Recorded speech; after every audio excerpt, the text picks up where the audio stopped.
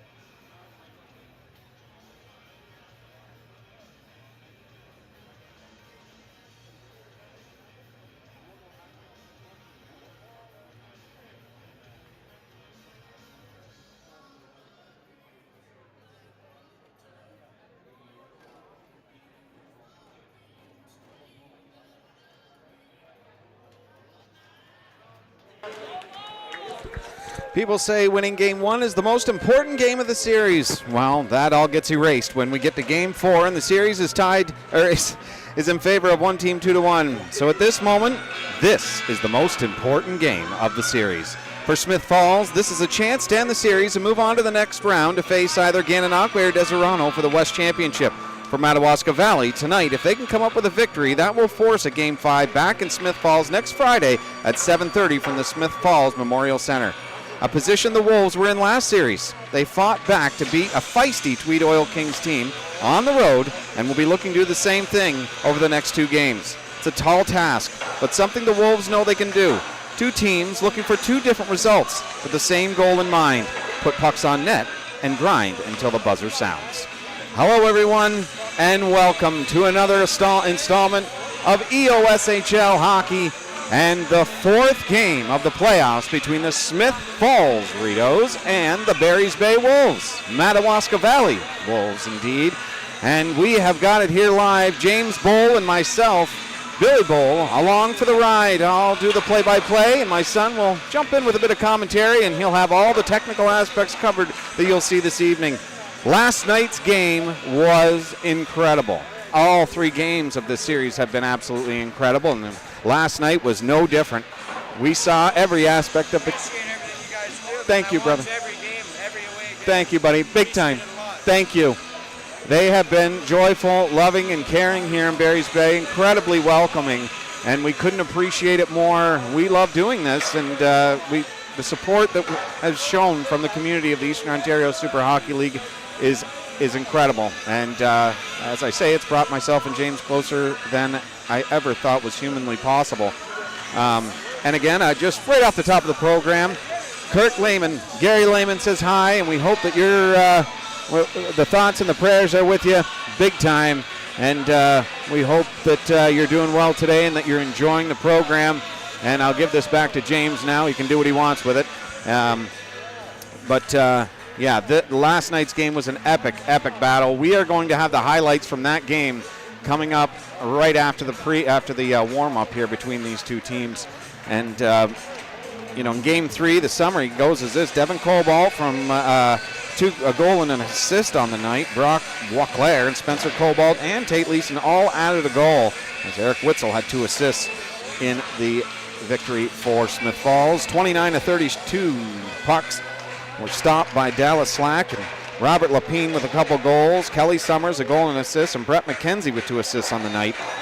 But that just wasn't enough. Ethan Lipensky even stopped 29 of 33 shots in that tilt. And if you saw it here on EOSHL TV, you saw a lot. It was a very physical game filled with everything. And James and I were driving home and couldn't stop talking about the game. It was quite a battle. Eh, James? What do you expect here tonight? A good game. Absolutely, 100%. Monty, that's his name, from Major League. He goes, great addition there, Monty. Boy, that broadcasting school is really suiting you well. That's my son there doing color. And it's going to be a great atmosphere here this evening. It's going to be another sold-out crowd here in Barry's Bay. And along for the ride as well will be my sister-in-law, Shannon, my wife, Kira, and my daughter, Sylvia. They are all making the trek. Shannon coming from Alberta, as I say, and my wife and daughter coming from Kingston. So it's a family affair here at the Paul Yakabuski Arena. And if you've been riding along with us for this entire playoffs, goals, and more goals has been on the table, but it's not really even that. I've had a lot of people say that to me. Oh, there's a lot of goals in this series, but really it's been incredible goaltending on either side of the ice. A .914 save percentage for Dallas Slack, and at the other side a .904 and an .891 save percentage for Van Schubert and Ethan Lipensky. And it looks like they're going with Lipensky again in this game, and well deserving as well. He was incredible in the 2 games that he's played in the playoffs this season. And I'll tell you that it's been quite a wild ride, and we appreciate you being along for it. And guys to watch out for in this game: Robert Lapine, he's got 9 goals in his 6 games in the playoffs so far. And Kelly Summers, 4 goals and 9 assists. 6 assists as well for Lapine. 2 goals and 9 assists for Brett McKenzie and Jared Stay for Madawaska Valley. 6 goals and 4 assists for 10 points in his 6 games in the playoffs. On the other side, now these are some bloated stats for Smith Falls, but it's only 1 extra game. It was the 18-goal game. But again, they filtered the points out between everyone on the team. So 11 points for Tate Leeson. He had 5 goals and 6 assists in his 4 games. Theo Todd, 3 goals and 6 assists in his 4. Everyone has played 4 games. 3 goals, 3 assists for Reed Russett and Devin Cobalt. And Spencer Cobalt, along with Dowdall and Costello, all have 5 points. And a guy that's been, he gets overshadowed a lot of the time is number 27, the defenseman for Smith Falls, David Bennett. That guy, he knows how to get things done defensively. He knows how to get the body rolling, and he's got a great shot, and he also now knows how to make some beautiful passes, get the play moving forward up the ice as quickly as possible. And last night, I'll tell you right now, Spencer Cobalt, and actually Pat was saying, Donahue, he's the trainer for Smith Falls. He was also saying that he would add Witzel into this. For Smith Falls, the best player on the ice, I thought, was Spencer Cobalt, but Eric Witzel as well. He puts on a show, and he was incredible again last night. So we don't expect any different here from the Paul Yakabuski. And actually around the league, folks, we will get you caught up. I know that I hope he's probably celebrating right now, my buddy Kyler. I know that they are having a wang-doodle of a time coming back from Manotick as they played the Mariners today, this afternoon at 2 p.m. And North Dundas against the Mariners. There's so much in that series that is huge. I mean, the trading of Gustafson and Lau, I think they were just signings actually over to Manotick, created an instant rivalry for the brand new team in the league, the Manotick Mariners.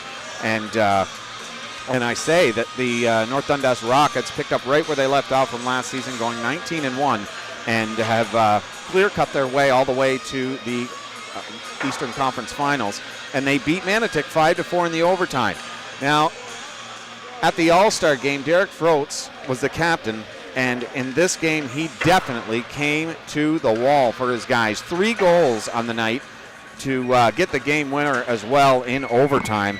McNamee, a goal and 3 assists. Bird and Williams had 2 assists, and Caron had a goal and an assist. Debian had 2 assists for Manotick, a goal and an assist for Renaud Vieux. I don't know how to say his name. I'm not a great French-speaking Canadian, which is unfortunate.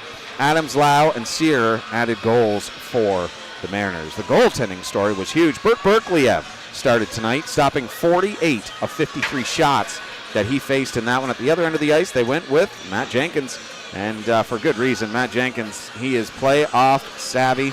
He knows how to get the job done in the extra season, and he most certainly did the job in that one. Played incredible, and congratulations to North Dundas for getting off and running in that very important series in the East. So the other game we'll be updating you on is the Bulldogs and the Islanders. I know Julie will be out there cheering on her Bulldogs at the Dog Pound and looking to go up in the series 2-1 as they go to Gananoque. And Gan's game tomorrow will be at 6 o'clock.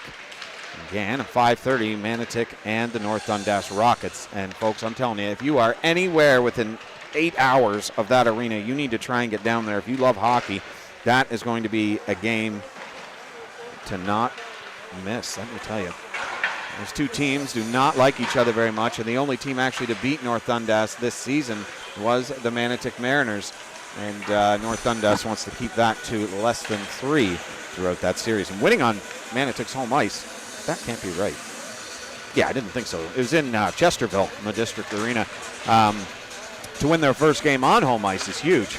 But, yeah, for the Madawaska Valley Wolves, they're bringing out basically the same. Oh, there was an update actually for Smith Falls roster. I did have that right out here in front of me. James, energy savers on. Why isn't this? There we go. No, it's charging again. No, the space bar wasn't on, or the whatever. Not the space bar, the power bar. It's on now.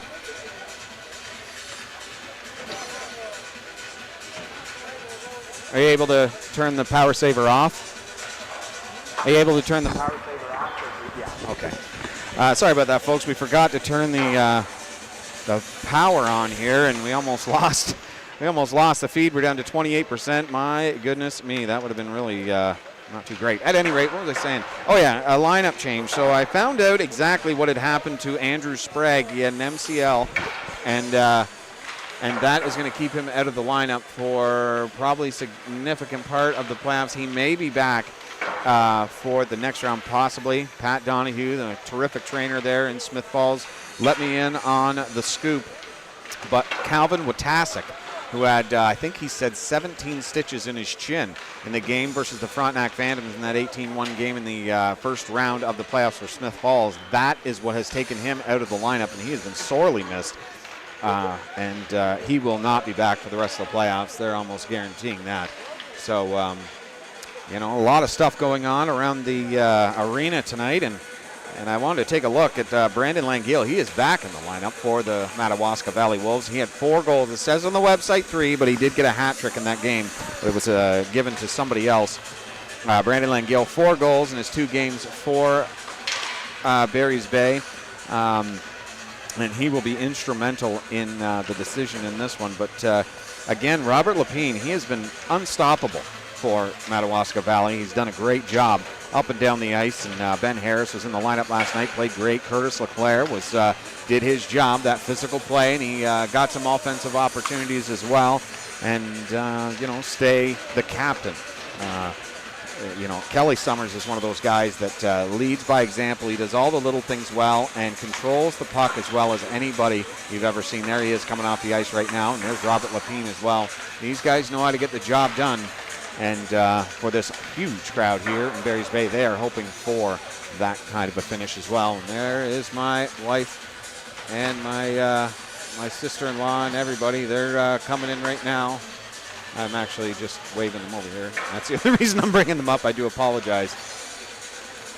Yeah, they were so appreciative here, and we love bringing you these games. We hope that you're enjoying it. That's going to get started here in a short period of time, and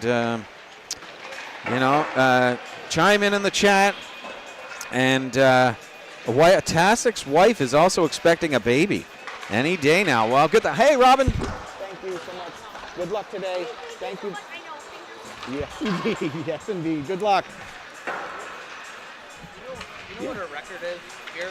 At home? Yeah. 18-2-1. Okay. That's the playoff games as well? That's both seasons. Last year and this year with the playoff. You bet. And what was I going to say? So, good luck, Calvin. And I'm not exactly sure what to say. You know, there's best wishes. There's all that stuff. Thoughts and prayers. I don't really think that would work right now. But I hope the procedure goes incredibly well and that your new blessing fills your home with joy, love, and continued growth in your little family there, Calvin, and your wife.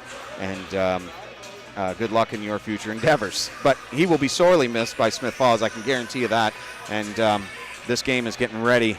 We are 2 minutes and 10 seconds away from the Zamboni coming out.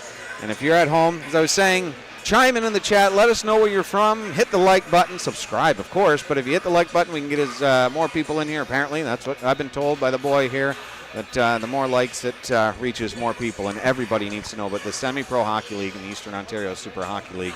Small towns, big hearts, supporting great fellows. And hockey around Madawaska Valley. It's not every day that you see an arena this full for warm-ups and this loud. The buzz inside this arena is so loud. James, can you turn that and lift it up so we can see down there? Like turn it and lift it up so you can see all the way down there, the fans? Like just turn the camera and then lift it up so you can see all the way down. You able to get it up? If not, it's okay. Like, look at that, folks. That is something else. It's on both sides. It's deep, and that is 1 minute and 13 seconds remaining in the warm-up. So expect this place to be 2-3 tier deep. There's my wife and my family right there coming in. So, you know what, folks? With 1 minute remaining here in the warm-up, we are going to turn it over to how we got here. Last night's game between Madawaska Valley and the Smith Falls Rideaus. We've got the clips right here. The Game 3 highlights between Barry's Bay and the Smith Falls Rideaus. Thanks for tuning in, folks. Don't go anywhere.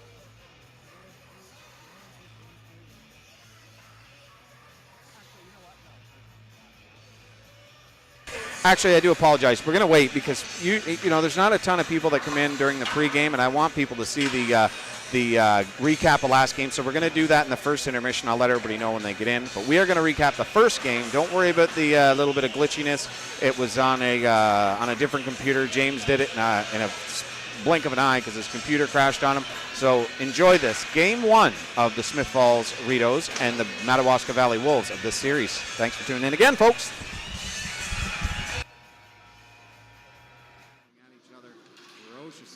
Chance shoots, the Redux scored! Right on the doorstep, fired it. Stick finally gets it back. Foul ball into the slot, the pass over, and he scores! Pass to the slot, to the blue paint, and in, and Smith Falls has tied this at 1. Dowdall looking for a gift in front of that net. Nice move around him, 3-on-2, breaking in. Chance shot, and a great stop by Dallas Slack. Leclerc looking back to the point now. Lapine shoots it and a stop. The rebound scores!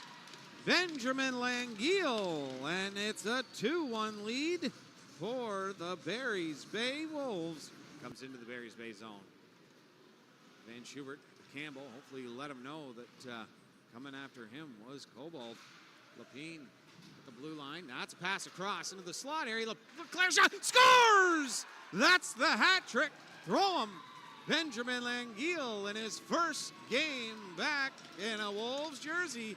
And there's a hat on the ice. Can you believe it, Robin, that they're going to have a fiddle band in there in the first and second intermission? It is going to be incredible. I can't wait for that. It's going to be terrific. So that'll be in the intermission. They always have something great going on there for the intermission. A great shot. The rebound scored. They get it back, and it's 3-2. What a play there. Goalmouth, rebound, and a goal. Rideaus in the box, and 2 Wolves. So it must have been, I don't know, across the line and in the half wall. And Smith Falls controls, thrown towards the net. The redirect goes into the corner. Drilled along. The shot there. The rebound scored! Come around the back wall, and Smith Falls rings the twine and have tied it up at 3. Platform, a smart play by LeClaire as he gets off and does his job up through the mid-ice area and in on goal. Shot, and he scores! Tate Leeson pops it home, and it's a 4-3 lead for the Rideaus.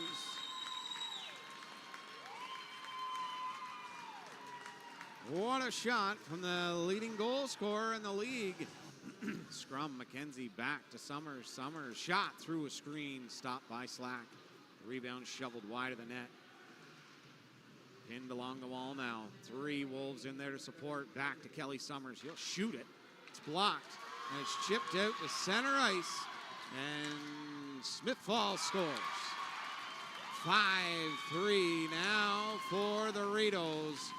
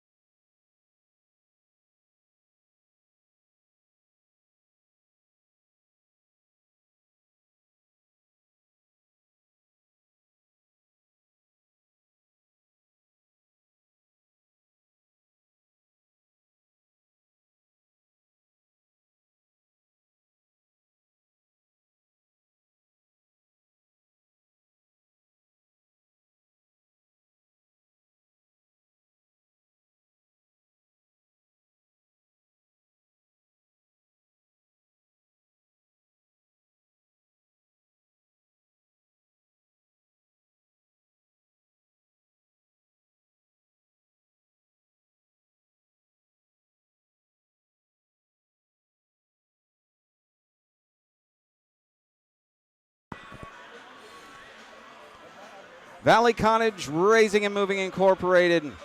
Elevate your house with the help of Valley Cottage Raising and Moving. For 30 years, their family-owned business has built a strong reputation for outstanding house raising in Ottawa, Ontario. They use high-quality equipment and advanced techniques to secure buildings like cottages during the process. Contact them to discuss your project with their experts and get a free quote with the information about lifting services. And besides cottage leveling and lifting, folks, they also provide professional landscaping services. Their skilled team is experienced in lot clearing, bulldozing, and excavating services for cottage owners. With their landscaping services, homeowners get the outdoors of their dreams. Reach out for more information for their landscaping in the Ottawa Valley at 613-585-3276. And when I asked Michael Summers, the coach, and Robin Summers, who to thank for from the Wolves, and their immediate reaction was our sponsors and our fans. That's the only reason we have a team, they said. The love that surrounds this team is so clear by the passion the volunteers and the brass have for this club, and the stands always being full is so enjoyable. I can imagine for a club that deserves this much praise for the success. They are completely and utterly grateful for everything that has transpired throughout this organization. And we just wanted to say thanks to the front entrance volunteers and game day volunteers: Christine Summers, Colleen Green, Jill Green, Sandy Billings, Marie Villeneuve. I got to meet a bunch of you today, and it was an absolute pleasure. Thank you for the kind words to me and my son, and I was glad I could give you some insight on what happened in last night's game. The announcer, Jason Malinowski, scorekeeper, John Artimko, Connor Price, the sponsors and sales, and, of course, Michael Summers, Devin Campbell, Kelly Summers, Robbie Lapine, Ryan Lapine, and Robin Summers as the management and owners. Robin didn't really give me an actual title for her, so I just call her part of the management team. Trainer, Brandon Dombrowski, full-time paramedic as well. All right, folks, we'll be right back with the opening, and we are really excited to have you along for the ride here from the Paul Yakabuski Arena in Madawaska Valley. The Smith Falls Rideaus and the Barry's Bay Wolves next on EOSHL TV. Good evening to Paul Yakabuski Arena.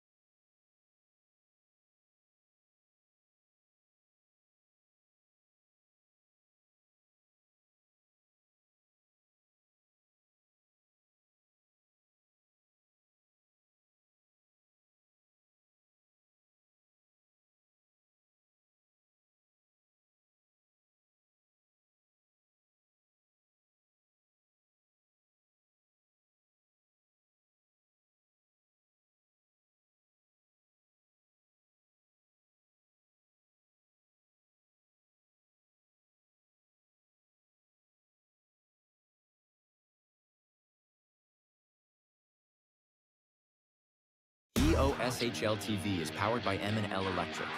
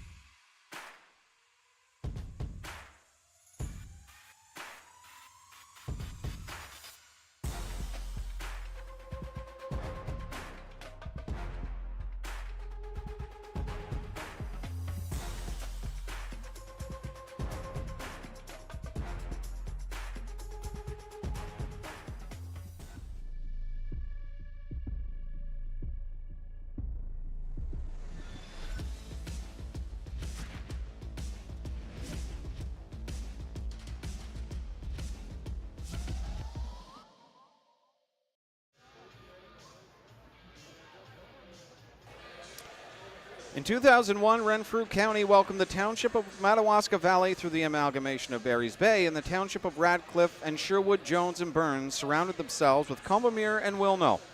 Who would have guessed that 24 years later, this area would be home to one of the biggest and most supportive fan bases in the best hockey league in Eastern Ontario? Well, that's certainly the case. A fan base that fills their arena every weekend and brings the players on the ice all the love and appreciation for their efforts as humanly possible. They come out in massive numbers to Smith Falls Memorial Center last night to make their local legends feel at home. It's a beautiful thing when you couple their local legends, when you couple your love for this great game with the love for a hockey player because of how much you love your community. That's what the EOSHL does. It brings small towns to a big stage to be proud of the long journey that is the Eastern Ontario Super Hockey League playoffs. Well, folks, no team is complete without the presence of adversity. And we'll be right back, actually. Just give me 2 seconds.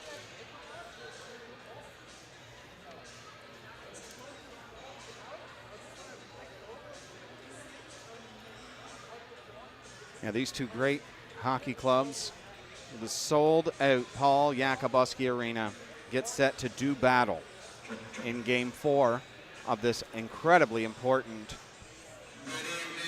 game. And they don't want, actually, I'm having a hard time with the audio here in the arena. Sorry, folks. That's what kind of threw me off. I don't know if you heard it. We had it muted for a second so that you couldn't hear how loud it was and squeaky. But we're back and we're ready to go. Hope you're enjoying it at home and getting that chat. Fire out where you're from. We always love seeing where everybody's from in the chat, and from far and wide across Canada. We've been, we've got my sister-in-law Shannon. And my daughter Sylvia right there. And Number 33, Dallas Flash. Assistant captain, Kevin Publish, number 14. my sister-in-law, my wife, and my daughter all made the trip out. My sister-in-law is from Alberta. We go from Alberta all the way to Newfoundland, from Florida. It's all over the place. We love that. And hit the like button as well. More people hit the like button, the more people get to share in this beautiful hockey league known as the Eastern Ontario Super Hockey League. So an incredibly important Game 4 from Paul Yakabuski as they get set to take to the ice. And I'll tell you this right now, folks. The buzz inside this arena is absolutely amazing. It's incredible. It's it's electric. You can cut the tension with the knife. Madawaska Valley bleeds hockey, and Smith Falls has come out in big numbers as well here. Has come out here in big numbers as well. And I'll tell you right now, there's going to be no shortchanging of this hockey game here tonight. We're going to see it all, as we have throughout this entire playoff run for both these clubs. We've seen every brand of hockey that you can know and love from these two wonderful franchises. So thanks for tuning in. Glad to have you along for the ride. Cheryl's from Kingston. Super fan indeed. She's been around since when we first started out in Frontenac, actually, as Frontenac Phantoms TV. Justin's starting it out there. And for the people that were wondering from Smith Falls last night, he has said today he's getting better. He's feeling better, and he'll be able to make a trip out with me and James here soon.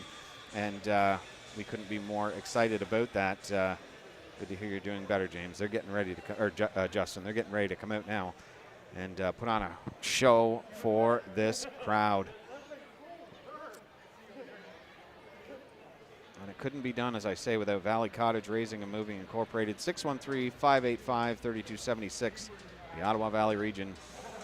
And you need something leveled, you need some landscaping done, they are your legends to do that. And if you see, this is the beauty. I absolutely love this, and it's one of James and my favorite things. It's unique to have this many young lads and ladies come down and give the old pat to their local legends. And they do a great job here in Madawaska Valley. They don't shortchange their fans. There is something going on in every single intermission. and the kids love it. The kids love it. You can see they're having a great time. And they're dimming the lights here. They're getting ready here at the Paul Yakabuski. Who are you cheering for, folks, back home? Who's your destined team?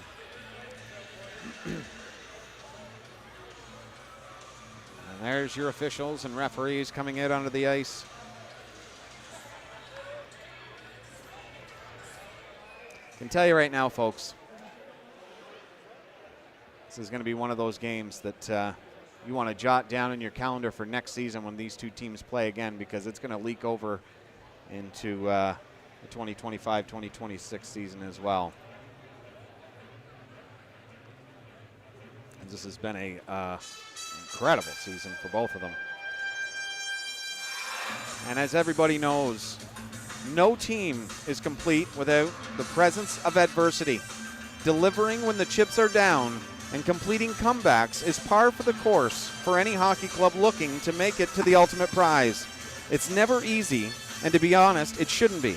Hockey is a tough sport, and one where a bad bounce can't shake your confidence. A big goal going against you or a massive save shouldn't shut down your confidence. It should be, and has to be, the driving force that allows you to unlock your inner hero and come up with a big goal of your own. In the playoffs, that's exactly where it's needed most. The big player to step up in the dressing room, on the bench, or even on the ice and say, "Don't worry, guys, we got this," and execute the series-changing play. This game is not for the faint of heart. It's for those who have that special quality that makes hockey the greatest game on earth. Passion, drive, and determination to help your team succeed, no matter what the cost. Small town communities cheering on big town hockey. And this stage doesn't get much bigger than this. It's going to be a great game, a wang doodle of a hockey game, as I like to say. And James Bowl and I are very excited to bring you along for the ride. He'll be doing, as I say, all the technical aspects you'll see this evening, and I'll just be doing the play-by-play. And we hope you enjoy this game as they will be introducing the Madawaska Valley to the ice right now.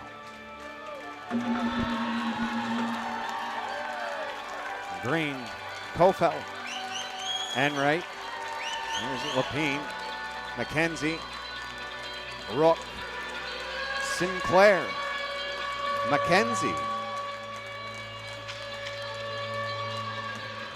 There's LeClaire right there. Langiel and Fleming. Coming out is Andrew McDonald as well, friend of the show.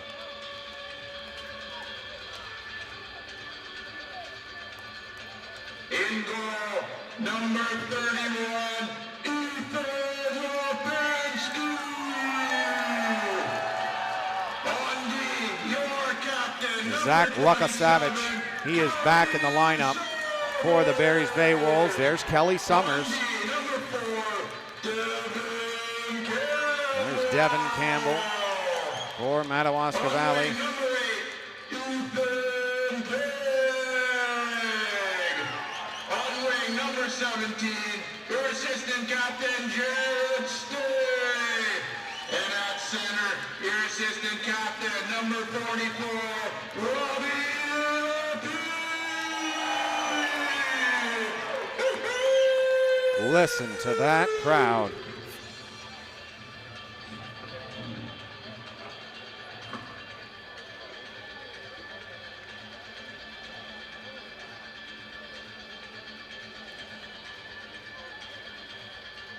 Well, Barry's Bay is going to be buzzing tonight, folks. Absolutely electric. They're both so deserving of the finals as well. That's one thing that people don't realize about hockey is they're both so deserving, but sadly one's got to go home. And tonight, for the Barry's Bay Wolves and their fans, they hope tonight isn't that night. But for Smith Falls, they're looking to have a little break between the second round, as they had in the first round, actually. They had a really long break, but looking to have another break between this and the conference finals. But we'll see what Barry's Bay has in store for their fans here tonight, and we'll send it down to ringside for O Canada.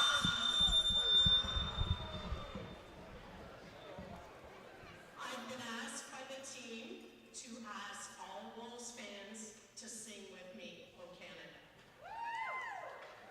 O Canada, our home and native land, true patriot love in all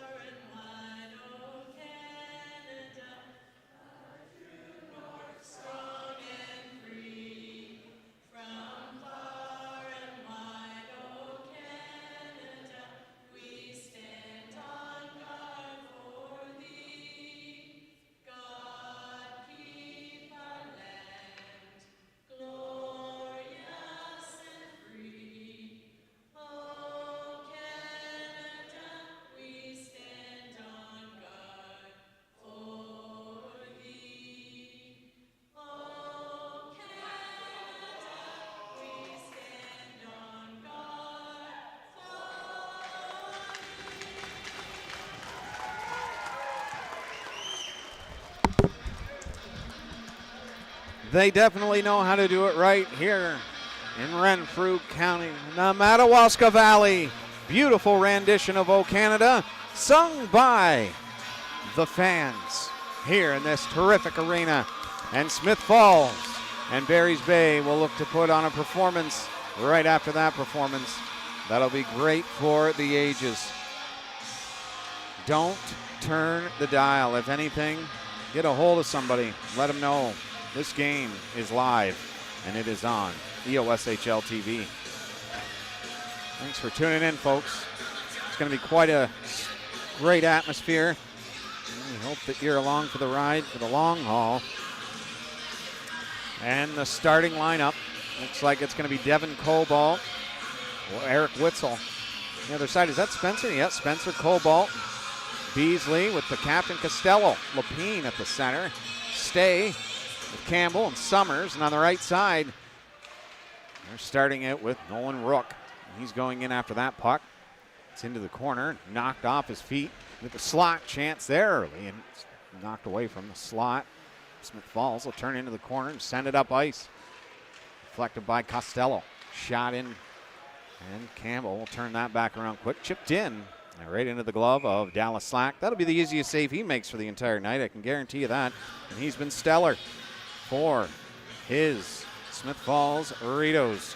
The 278 goals against average, he's 3-1 and a 914 save percentage. At the other end of the ice, Ethan Lipinski's 1-2, 472 goals against, and an 891 save percentage. Goaltending has been at a premium in this series, and no reason why that should change in this one. I don't know if Spencer tripped or he was tripped on that one, but he went down in a heap, and Smith Falls regathers the puck and moves it out through center. Devin Cobalt shot, and he had Lipinski a little bit to his right. Shovels it into the corner. Witzel behind the net, and Summers, after great support there by Enright, move it back up ice through center. Well, smooth skating. That shot hit a stick, went into the corner. Devin Cobalt will get it up to Spencer, and he'll throw it out through center. Good shift by both sides to start this game at a great pace. 1:05 into this game. Enright up. That's going to go 200 feet for an icing, and they'll bring it all the way back. As I said, don't go anywhere in the first intermission. We've got the highlights from Game 3 from Smith Falls to bring to you. And I was going to do it in the pregame, but we don't have as many people as we do throughout after the first puck drop. So I wanted everybody to make sure they could see it. And that'll be coming up to you in the first intermission. That draw goes back to the point. Bennett, that shot through. Knocked down, headman pass, the dangerous Benjamin Langeal. Makes a second effort there, and Sinclair was almost the recipient of that one. Thrown up, that hits McKenzie. Back the other way comes Langeal trying to get through them. They're trying to find an answer for him, and the only answer they can find is put 3 Rideaus on him to thwart any opportunity that he has. Chance up the boards, Barry's Bay looking to control. Rook, that pass comes cross ice to Lapine. Lapine will dump that into the corner, and McKenzie off to that one. Shot back on goal, just wide of the net, short side. Brett McKenzie, former draft pick of the Vancouver Canucks. Along with Kelly Summers, he was a draft pick for the Ottawa Senators. Chance in the slot, Smith Falls looking to capitalize, but the Wolves' pack mentality thwarts that opportunity. Try and throw it out in front. That doesn't work. Kofelt tries to get it out. McKenney looking to go behind the net in the slot. A chance for Reed Russ. He couldn't finish the job on that one. Lapine in the corner going after it. LaRonde will get there first. Throw it in behind the net. Quentin Rook. They'll look to get this puck out as Rideaus are now hemming them in. That shot steered aside by Lipinski. The chance is there again. They just can't get their footing. Kofelt knocked down. That's back to the point. Shot through up and over the net. Rung back to the point. Keeley. Back down low to Dowdall. He'll snap a shot through, and Lipinski will make the save on that one. The puck just can't reach their sticks here. The Rideaus are pressing hard. The shot from the point. Looking for a pass down low to keep working this tired Barry's Bay line. In behind the net. Looking for support, and he'll get it. McKenney throws it out front. Oh, my goodness. Lipinski going down to stop that one. The rebound in front. A good spin move there. Keeps it away from the slot. Unreal. The ice is slick right now. It feels like it's just downward right now against Barry's Bay. They can't. What a hit by LeClaire, and they love it. He just went for the puck and ran into a brick wall. And they'll try and get it out now. And Lapine, cross ice pass, that's knocked down. You can tell things are definitely going the right way for Smith Falls. Van Stralen had knocked that puck down and almost had control of it. Tate Leeson knocked off his stick and thrown back into the corner. In behind the net. Just waiting. Beasley for it to set up and things to start to break open. LeClaire is taken off his stick, and Campbell will move into the mid-ice area and dump it into the corner. Costello being chased after by Fleming. He was instrumental in this entire playoff run for them. His two-way forward play is incredible, and he notches a few goals as well to boot. He's not shy to shoot that puck. And actually on the in the playoffs, I can't find it actually quick enough. We're out through center. Opportunity here for the dangerous Langiel. They look for a shot towards the net. That's hit, so Rideaus chipped out through center. Across the line and dumped in front of the net. Stay will get there first. Lapine out through center to Bennett. Pick that up for the Rideaus, and they'll look to bring it back into the zone with some vigor. Penske just missed that one. Thrown in behind the net, and Lapine will get there first. Of course, he'll be chased down, and this one time it'll be Spencer Cobalt. Summers, pass over to Enright. Enright throwing it in around the net.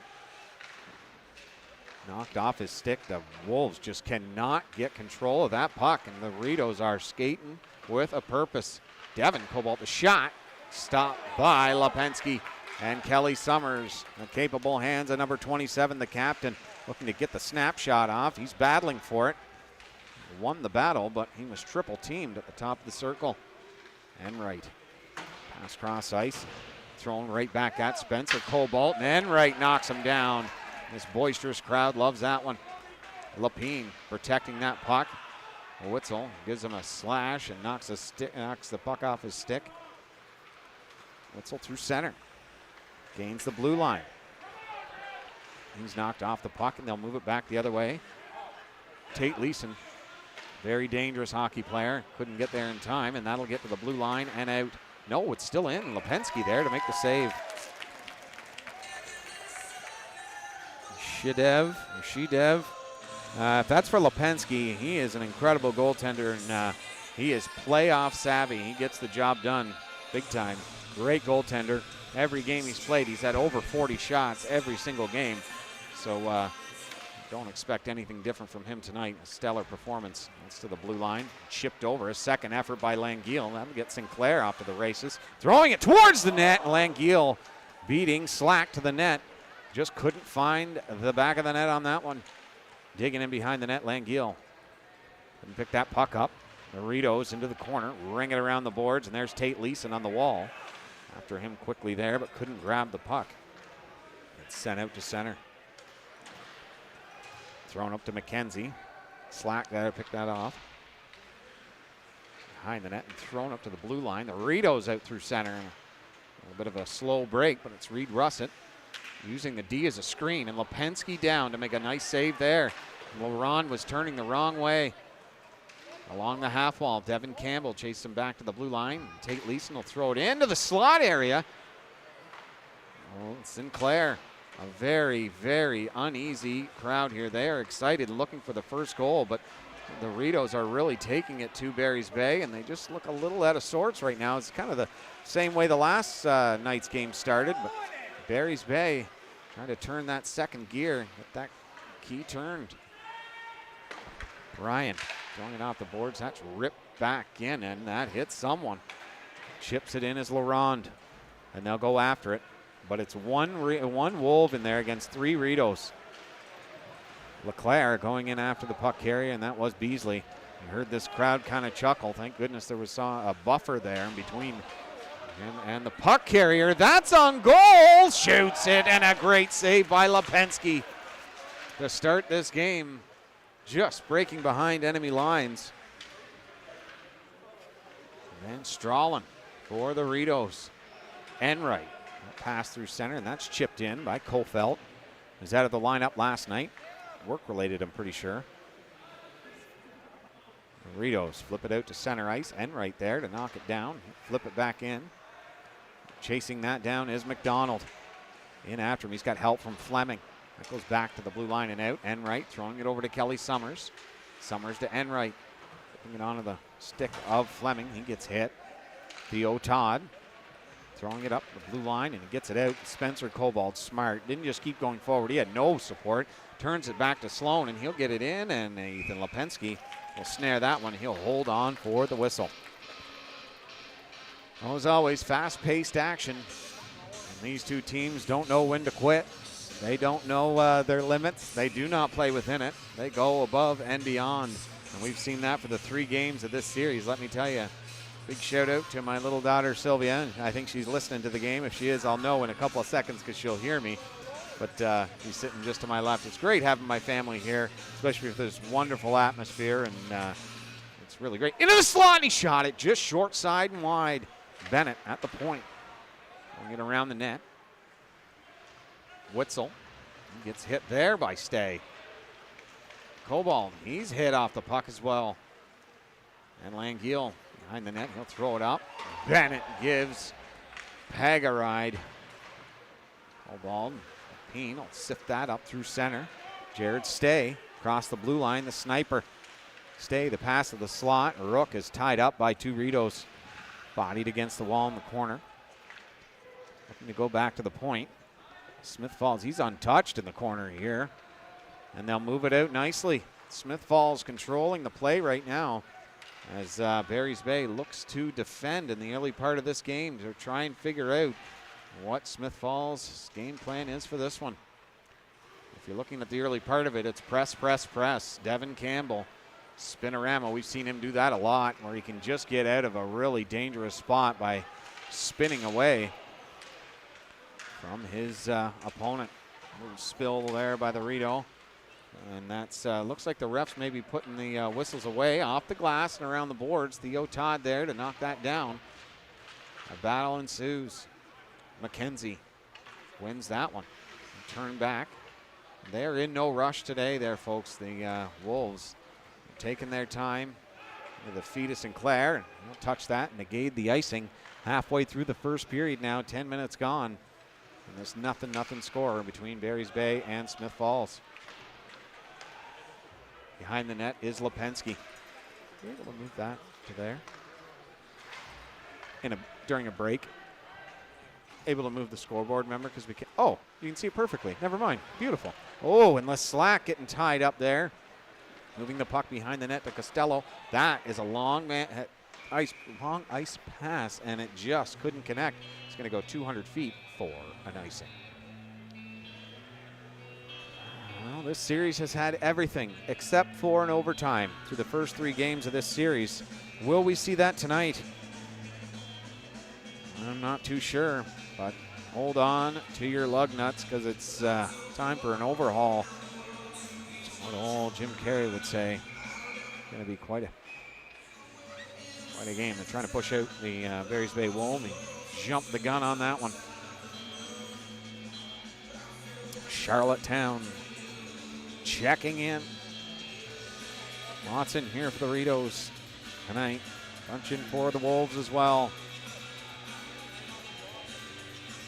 That draws one. Fleming to Summers. The shot through, and Dallas Slack saw it all the way. Enright into the corner. Leclerc can't get there. Costello off the wall to the blue line, and Summers just too strong. He'll get that in and keep the zone, but the Rideaus will set back up again. Costello in behind the net, rung around the boards. Beasley, he's hit by Leclerc. Knocks him to the ice. The blue line and out in a one-on-one race here. McKinney, they need someone coming back. It's a 2-on-1 now, but what a terrific play by Enright. LaRon behind the net. He'll scamper out to center. Summers, the recipient of that play. Enright clear the zone, get it up to Colfelt, and they'll chase in after it. Costello. They just have a little too much time moving the puck in their own zone. Barry's Bay is taking a little too ginger coming into their zone. the press. You'll see right now, there's Tate Leeson coming right in after LaRon. That's exactly what Barry's Bay needs to do. Sloan, he'll throw it back now. And Bennett, the red line, he'll drill it in around the boards. Lipinski can't get there, but Fleming will. Fleming into the corner, being hassled there by Tate Leeson. That pass will go cross ice and be knocked down by Fleming. Flips it around him and in, but again, 3. Smith Falls, Rideaus back. Like a savage on him. That forecheck, good body. Trying to throw it back into the zone. Good play there by McDonald to get it in deep. 7:54 to go here in the first period. Off the boards.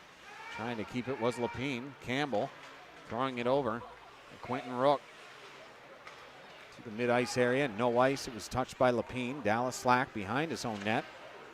Stay. Little flyby there, and the Rideaus are back out again. Spencer Cobalt. He'll chip it into the corner.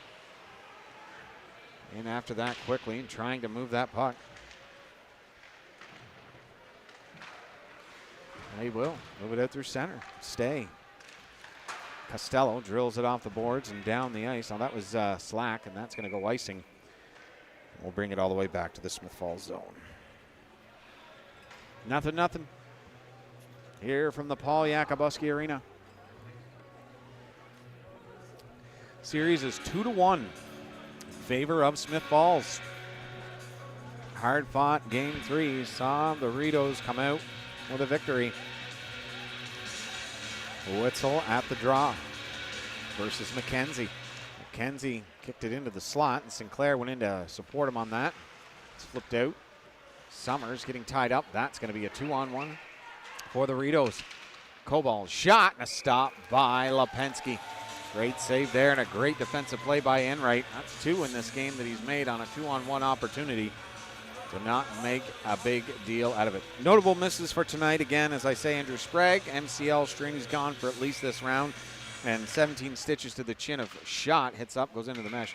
17 stitches to the chin of Calvin Watasek, and he is gone for the playoffs. That is from Pat Donahue, the trainer, the Smith Falls Rideaus. Terribly unfortunate for them to be missing out of this lineup because they are big integral parts of this hockey club. Draw to the left of Ethan Lipinski. That's 1. Summers. That's flipped up the ice to Sinclair. Cross ice right to the tape of McKenzie.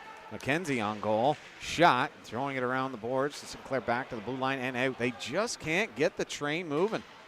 Enright throwing it in. First period of last night's game, as I said, was roughly the same way for Barry's Bay. They were just a step behind. Their sticks were just a half a millimeter too short. And Smith Falls came out to a nice lead. So Barry's Bay has got to find the juice that has made them so successful throughout this season. Flipped off the boards. And Beasley, he'll control in his own zone now. Over to Costello. He'll look up ice. He likes what he sees. He's going to take a little bit of a skate. Thrown in behind the net.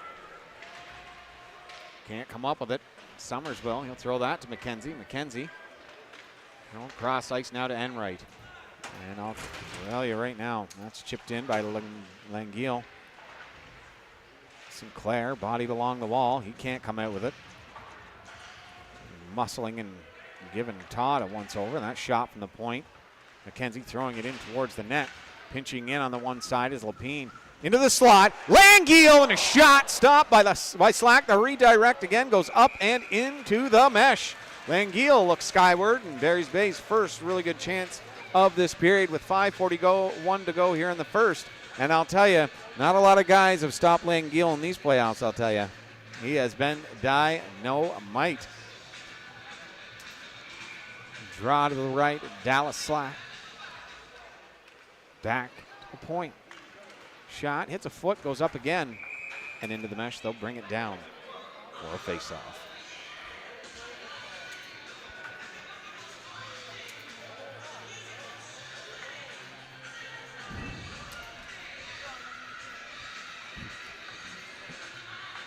Draw, very important, every single one of these. And that is shoveled high and over into the corner. Kofeld had given up on it, heard the whistle.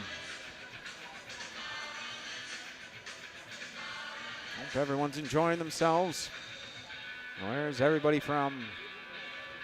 Not even who you're cheering for, really. Where are you from? Witzel. They'll win that one. No, it'll go back to the Wolves. Looking to get it into the corner. That bounced out in front. Nobody there, and they're off to the races on a 3-on-2 now. Comes the Rideaus. Spencer Cobalt, the drop pass. Bennett shot, and a good defensive play by Lapine. Behind the net, trying to work it out front of the slot. A shot, he comes over the net there. Comes back down to Devin Cobalt. Back to Sloan. That shot whistled high and over the head there of Cole Felt. Long pass up. LaRonde has one to beat. LaRonde stops up. Trying to move it into the slot. They'll go back and they'll restart. 4:55 to go here in the first period.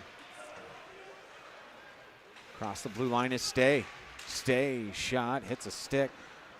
Trying to go back to the point here, and he will. Devin Campbell. He'll wait for the zone to clear, and he'll shoot it through a lane. Just deflected wide. Just gets out over the line. Devin Campbell, he'll ring it back in around the boards. Now they'll clear it. The Rideaus will have a bit of time to get it out. In behind the net, Keeley. Cross ice pass. That goes up ice, the neutral zone, and Stay. He'll just dump it back in, and Dallas Slack will be out to play that one. Flips it in behind the net. McKenney, he's there. Fires a pass up to Michael McKenney. Stripped of that puck. Big hit on the boards. Lapine trying to go into the middle of the ice with it. There it is. That pass. Chip that in. Ethan Pegg in that corner, digging it out. Who will come up with it? Off the glass, off the mesh, and it'll be a draw inside the Smith Falls zone. 3:48 to go here in an epic tilt between two very deserving hockey clubs, Smith Falls Rideaus and the Madawaska Valley Wolves.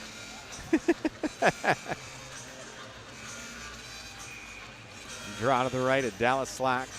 Langeal there at the face-off. Wauclair coming off the bench. That's drawn into the corner. Costello. We'll try and get it moving here. Back to the blue line. Look at Summers' hand-eye beauty there. Beasley, he'll dump it down the ice, and that'll go all the way down. No icing. I think they all thought it was an icing until the last second. To the blue line, it kept in. Now it'll be McDonald. He'll head man that to Fleming.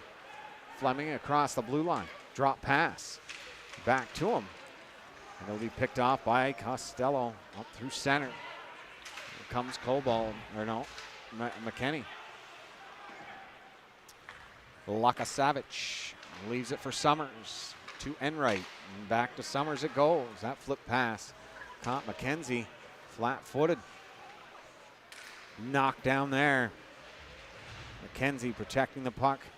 Trying to get something going. Sinclair knocks him off the puck. Into the slot, and Langeal couldn't one-time it. Summers will, and a beautiful glove save by Dallas Slack. He'll hold on for the whistle.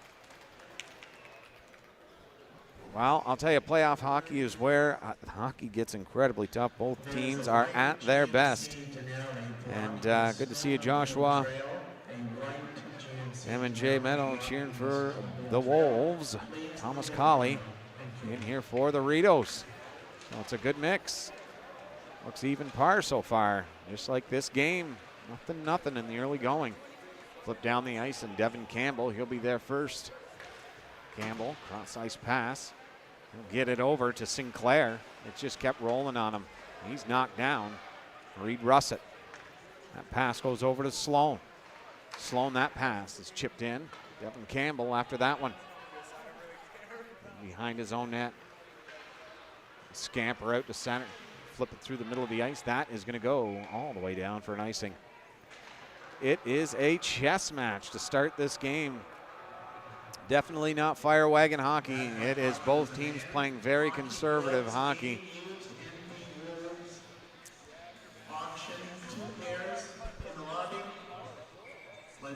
Draw to the left of Ethan Lipinski. Scrum back. Langeal couldn't get it. The shot hits a leg. Comes out to center.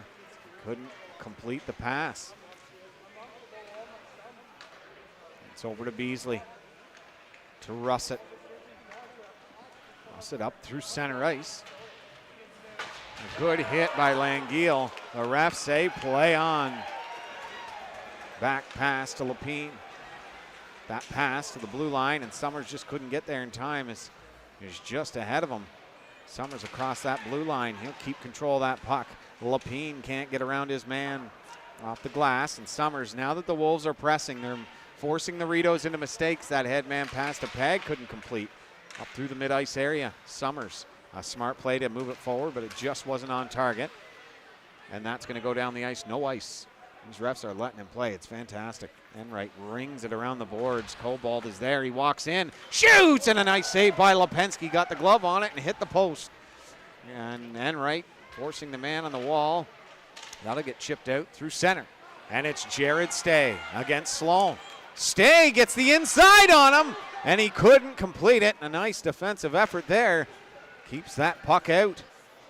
And right into the neutral zone. He'll throw that right back in and give it to the Rideaus, but he needs a line change. 40 seconds remaining here in this first period. Cross ice pass to Cobalt. Cobalt brings it in across the blue line. Speedy shot stopped by Lipinski, and he will hold on for the whistle. Well, this crowd is enjoying the first frame, definitely. I can guarantee you that much. They'd love it if Barry's Bay could just get one here early. But they'll wait. It just builds anticipation. Once that goal finally goes in, they will erupt and hit the roof.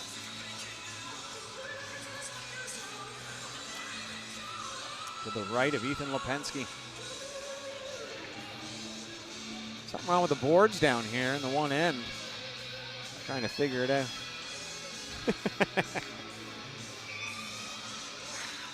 Back to the point. Slack. Shot through. Deflected wide of the net. Summers will get there first. Gonna knock that off his stick. They will. Spencer, Cobalt, and a good defensive play by Laurent to knock it off his stick. And he'll get the puck back. They're out through center. Couple swats there. Driven into the wall. Devin Campbell. He's knocked off the puck there. Lukasavich in the corner. Trying to dig it out. Squirts into the front of the net, and that's knocked to the point. To Summers, the shot. And the buzzer beat the puck. Slack. Hold on for the whistle. And there was a needed one. That's the end of the period, folks. Well, well, well, what a game. And the last time that we were here, you know, it was an epic hockey game as well. Terrific game. And, I mean, the crowd was just as wild as they are tonight. And once these Warriors leave the ice, we will bring you the second game of this series that was here at the Paul Yakabuski Arena. Oh, no. Yeah, we'll do game two. We'll do game three in the third period. All right, so game two here from Madawaska Valley. We really appreciate you, James, for putting this together. Thanks for tuning in, folks. We will be right back. Barry's Bay is really hemming. Shot through in the redirect and still stopped by Slack. The rebound scores! Lapine in front. And as I said, they're putting pucks on, looking for rebounds. And this time they find Twine, and the Wolves out to a 1-0 lead on the power play. Now, second effort there. Beautiful play by Nolan Rook. And Barry's Bay is back the other way. McKenzie now. He's trying to body him, shoots it up and over the net. Got himself in between the player and the puck. Smart to protect. Stay, shoots, scores! They're up by 2. What a shot. And what a goal. The forecheck is on here in Madawaska Valley, and they're getting rewarded because of it. And a breakaway for none other than Tate Leeson.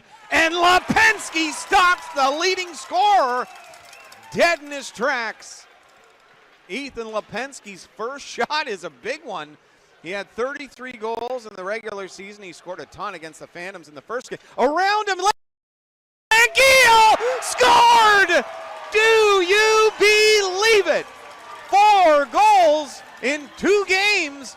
How many times do you see this, folks? A goalie makes a big save at one end, and they come right back and score. And Barry's Bay is rolling early.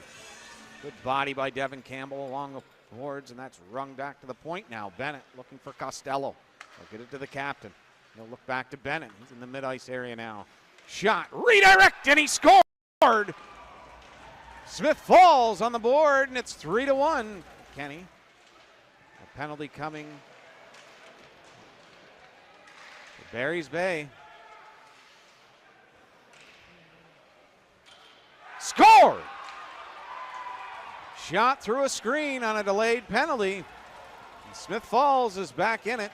It's 3-2. Stay, throwing it back to the point. Campbell over. Kelly Summers shoots, hits a stick. He'll go right back to his tape, and he'll throw it back to the point. Kelly Summers, or to Devin Campbell. Kelly looking for it again. Drilled a shot. Scored! Robert Lapine on the doorstep, and he'll bang home the rebound. The Wolves are set up so nicely right now. It's difficult for even the slick passing of the Rideaus to get through. That's dumped in around the net. Looking for a shot from the point. Lipinski, that's right on the tape. A Cobalt. The pass scored! Hit a foot, and it went in the net. They were asking if it was kicking, but it just redirected off the foot and went into the net. They're down by 1. 6-on-5. The Rideaus going for it here. A scrum draw. Lapine comes out with it, chips it to the blue line. That shot through. Deflected into the corner. Coming into the corner now, back to the point is Bennett. Bennett throws it along the wall to Summers. He'll go for it here. Scored! It's a goal! Kelly Summers with a beauty, and that is going to give them a 2-goal lead.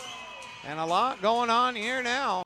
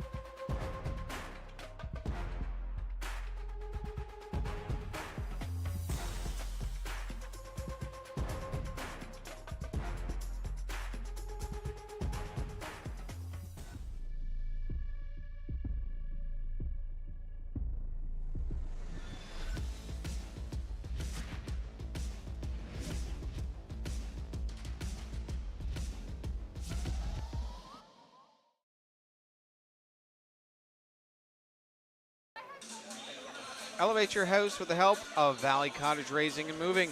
For 30 years, their family-owned business has built a strong reputation for outstanding house raising in Ottawa, Ontario. They use high-quality equipment and advanced techniques to secure buildings like cottages during the process. Contact them to discuss your project with their experts and get a free quote with information about their lifting services.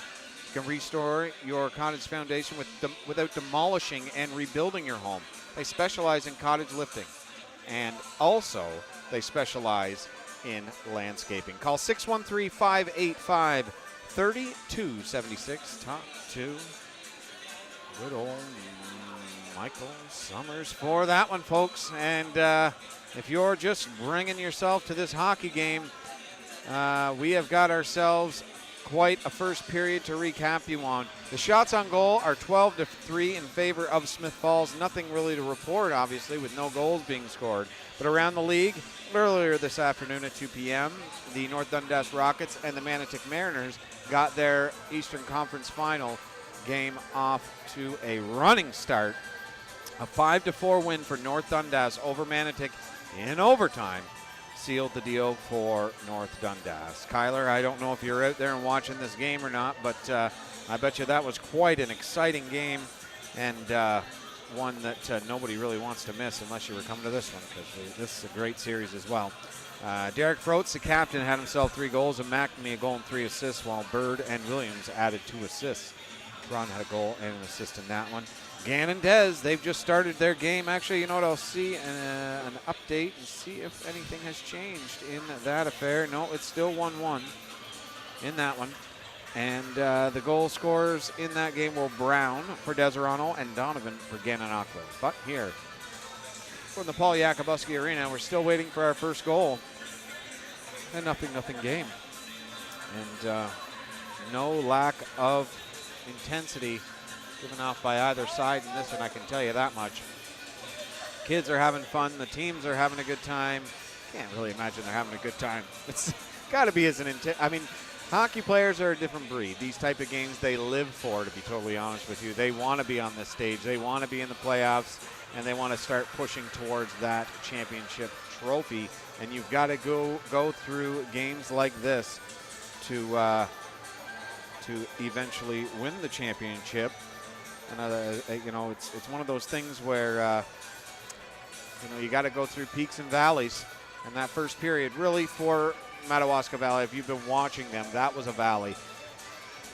3 shots on goal is not like their team. They are a shoot-first hockey club at times. They can really put it on, get those rebounds. That's what made them so successful. I'm pretty sure it was the last time that they were here.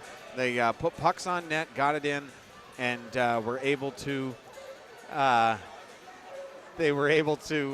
find a way to hit the back of the net by crowding the front of the net. And that's what they got to get back to. They've got to get back to put pucks on, get your rebounds, forecheck the defenseman as well. Get at least one guy up there, maybe 2. Keep 3 guys back on the defensive end to make sure that you're not outnumbered by their forwards coming back. But put pressure on their defense. If they have a lot of time to move the puck, then they are going to take as much time as they can and usually complete a nice pass. You pressure them, they force them into a bad pass. That's exactly what Smith Falls has been doing in that first 20 minutes, forcing Barry's Bay out of their own zone and into ill-advised passes, not letting them set up. And it's something that Madawaska Valley does incredibly well, and we'll see if they can implement that here in the second period. Lipinski was great in that first period. Again, stopping 12, all of his 12 shots. Dallas Slack made his 3 saves were actually all terrific saves, and you know, he's a great goaltender. He keeps his team calm with just his presence alone, for the love of Pete. He's one of those guys that, you know, leads from the goal posts out. And as long as you have him in the net, your team feels confident and comfortable every moment that goes by. I'll tell you, the 2 officials and the 2 referees on the ice in this game have done a great job, an absolutely great job at letting these players play. 0 penalties in that first period, and I couldn't love it more. You know, when you're 5-a-side, you are putting your best foot forward for each team, and allowing, you know, the players to take the game into their own hands and you know, settle it themselves. When there's 30 40 penalties in a game, you know, it's special teams that are winning it for you. In the playoffs, it shouldn't, in my opinion, shouldn't be like that. But, you know, if you're going to call everything, you've got to call everything. A stick tap when they're coming up and they're trying to tap it and they hit your body with that's a slash now. Everything is a penalty. And it's nice to, James has got them coming down the tunnel. I love that. That's such a great view. So it's nice that they're letting it go. This is playoff hockey. This is the way the playoffs should be played. Five aside, and let the teams hit. Let them play D. Let them go at it. And that's what we're seeing here in front of us here from the Paul Yakabuski Arena in Madawaska Valley. 0-0. Second period coming your way. Smith Falls Rideaus and the Barry's Bay Wolves. Trev Elliott from Saskatchewan. You've got to love that. Owen cheering for Madawaska Valley. A lot of great people around this area, and if you're from Barry's Bay in the chat, let me tell you, you're a special breed of cat. You're very welcoming people, and it's really nice being in this arena.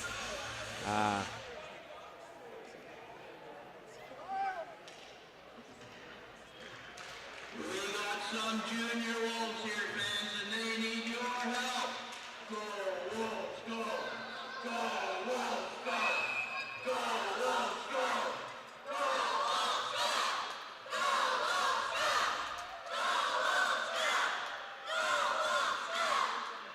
Wolves, go! Go Wolves, go! Wow. Great job done here in Madawaska Valley. That was great, man.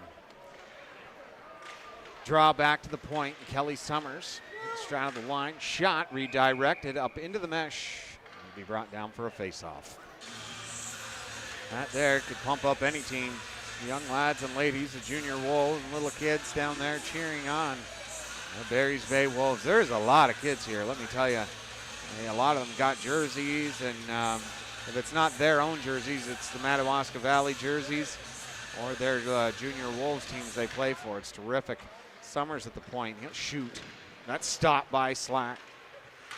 Cobalt, he'll chip that out into the center ice area and right there. He'll immediately try and go back in the middle of the ice. Smart idea. Now they are pressing. They've turned the key. You can just see it, actually. They are playing already within the few seconds a different brand of hockey. Their feet are moving, and they're forcing the issue on Smith Falls. Cobalt, he'll chip that out to center. And pressing inside the zone is Enright. Gets his stick in front of it. Lapine trying to go cross ice. Goes up in the air. Lapine again supporting. Over to Peg. He'll gain the blue line and drill a shot on. And that was going about 38 feet wide, but Dallas Slack puts the glove on it to make sure it doesn't ring around the boards for a chance for a goal. Watching from, is that real Glenn Fole from Adelaide, South Australia? I'm waiting for a response there, Glenn. That I actually made a shot from the point. I actually made a comment. Someone said they were from another country, and they laughed and joked, and I realized it was a buddy of mine. So are you really from South Australia? There, Glenn. Across the blue line, Tate Leeson. The drop at the Todd. To the blue line, chipped by Langeal, got right to the tape of Sinclair, and they are buzzing now. Going in around him. He's the first one into the corner. And I'll tell you, Cherry always said, you know, the guy that always impressed me was the guy that goes into the corner first and knows he's going to get hammered. And Sinclair did exactly that. Sloan and Sinclair getting to know each other. In front of that net. It's flipped out through center. Reed Russett. A pass over to Todd. He'll go back to the slot to Lipinski. That's amazing, Glenn. Thanks for tuning in. We hope you're enjoying the game. Who you cheering for there, buddy? It's really, really great to have you in the chat. To the slot, pass across. This is, if it's your first time watching, this is the second round, game 4 of the Eastern Ontario Super Hockey League playoffs. To the slot, shoots, and Lipinski makes the save. The Smith Falls Rideaus are leading the Madawaska Valley Wolves 2-1 in the playoff series, and it's a best of 5. So if Smith Falls, you're cheering for the Wolves, yep, okay, perfect. Not perfect saying that. I'm impartial. I'm just here for the EOSHL and the love of this entire league. I do. I enjoy every single team. There's not one that I dislike, and it's just an honor and a privilege to be beside my son through all these beautiful small towns in eastern Ontario and a couple in Quebec. And for us to be able to do this is absolutely wonderful. And you see that. I mean, even in that little scrum there, no penalties called. I have my hats off to these two referees. This is beautiful. Absolutely great. Not a call, eh, James? Awesome. Draw at the face-off circle. Lukasavich brings it back. Summers throws it back cross ice now. Quentin Rook. Bring it up, taken away by Slack. He's knocked off. Puck there. Kofelt trying to pick his glove up. Lukasavich is in. On goal! Shot and a stop by Slack. It's up to the middle of the ice. Lapine rolling puck shot through, and Dallas Slack will snare that one. Hold on for the whistle. Lapine had it roll on him at the blue line, and that can be dangerous, especially when you're at your blue line inside the offensive zone. You're not exactly sure what's behind you. That bounces over your stick, and you're imagining that's coming back the other way on a breakaway opportunity. But he had support behind him, so he stuck the blue line, got a shot in on goal, and Slack just stopped it. Lapine at the draw, that's one. Stay to the point, scored! Kelly Summers, the captain, gets them rolling, and it's a 1-0 Madawaska Valley lead. That was the most casual goal I've ever seen, ever. Yeah, that's a really good point. Everything went kind of quiet for a minute. Kelly Summers with that bullet and a seeing eye shot from the point finds Twine. You didn't even call the shot. No, I didn't. I thought it was going to be blocked, to be totally honest with you. Well, they've got a lead, and this crowd loves it, and they have woken up the Wolves. That pack mentality. Peg across the blue line. He'll chip that into the corner. Dallas Slack throwing it around the boards to the far side. Peg in after it. Costello, he is like a rock. Just like a brick of iron in the corner. Peg gave him a good shot. He didn't even move. Again, a hit. Makes the play, but the Wolves pick it up. Kelly Summers, cross ice, shot through, and Dallas Slack snares that one and holds on for the whistle. Well, that's Kelly Summers. That's his 14th point of the season, his 5th goal of the campaign as well. Getting the job done for his Madawaska Valley Wolves. And I don't think Dallas Slack saw it even to this moment, to be honest with you, the screen in front of that net. He's lucky he didn't touch anybody on the way to the blue paint. Lukasavich with McDonald to his right. He's got Enright and Summers at the point. Coming in is Fleming, who just about come up with that puck. And they're off to the races. Devin Cobalt out through center. Flips it in, 3 Wolves back. Smart hockey. Enright into the corner now, and Summers, he'll throw it around to the other side. Flipped up through center. Flattens out, and McDonald there to try and get it in deep. Forcing the issue. A good stick lift there by Lukasavich. Drop back to Summers. Summers over to Enright. Enright. He has been 10-tier this entire playoff. Number 7 for the Barry's Bay Wolves. He's been amazing. Him and Kelly Summers and Devin Campbell stay up ice pass Lapine, but he's in looking for help. He's knocked off the puck. He tried the backhand pass to McDonald, and that unit, great shift there. A line change with McKenzie coming out and a chance for Witzel to shot and a hit a stick. Lipinski with a great save on that one, and that is not an easy save to make. I like that. I like that. That's not an easy save to make, I'll tell you that, folks. When it hits the defender's stick, you have no idea as a goalie where it's going to go. And Lipinski, sharp as attack, makes the save on that one. Behind the net, wrap around, scored! Smith Falls answers right back, and it's 1-1. A wraparound that didn't get completed, lazily went to the other side of the net, and they picked it up, fired it in, and it's 1-1 just like that. All that work to get the first goal, and just as quickly as it went in the net, Smith Falls responds, and that's the team Barry's Bay knows they have in front of us. A high-octane, high-power hockey club that is built for a championship right now. Like as I was talking before the game to Pat, he was saying that they are an all-hands-on-deck, everybody has bought in mentality this season, and he is incredibly proud of these guys. That's back to the point. The shot through that just about found Twine as well. Lapine back again to the point. Campbell, he'll shoot it through again, and they're trying to get the screens. That's what they did and were so successful with in game 1 and 2. Behind the net is Stay. Actually in 3-2. They put a lot of pucks on net. They just got away from it in that first period. They're back to it here in the second 40 of this one.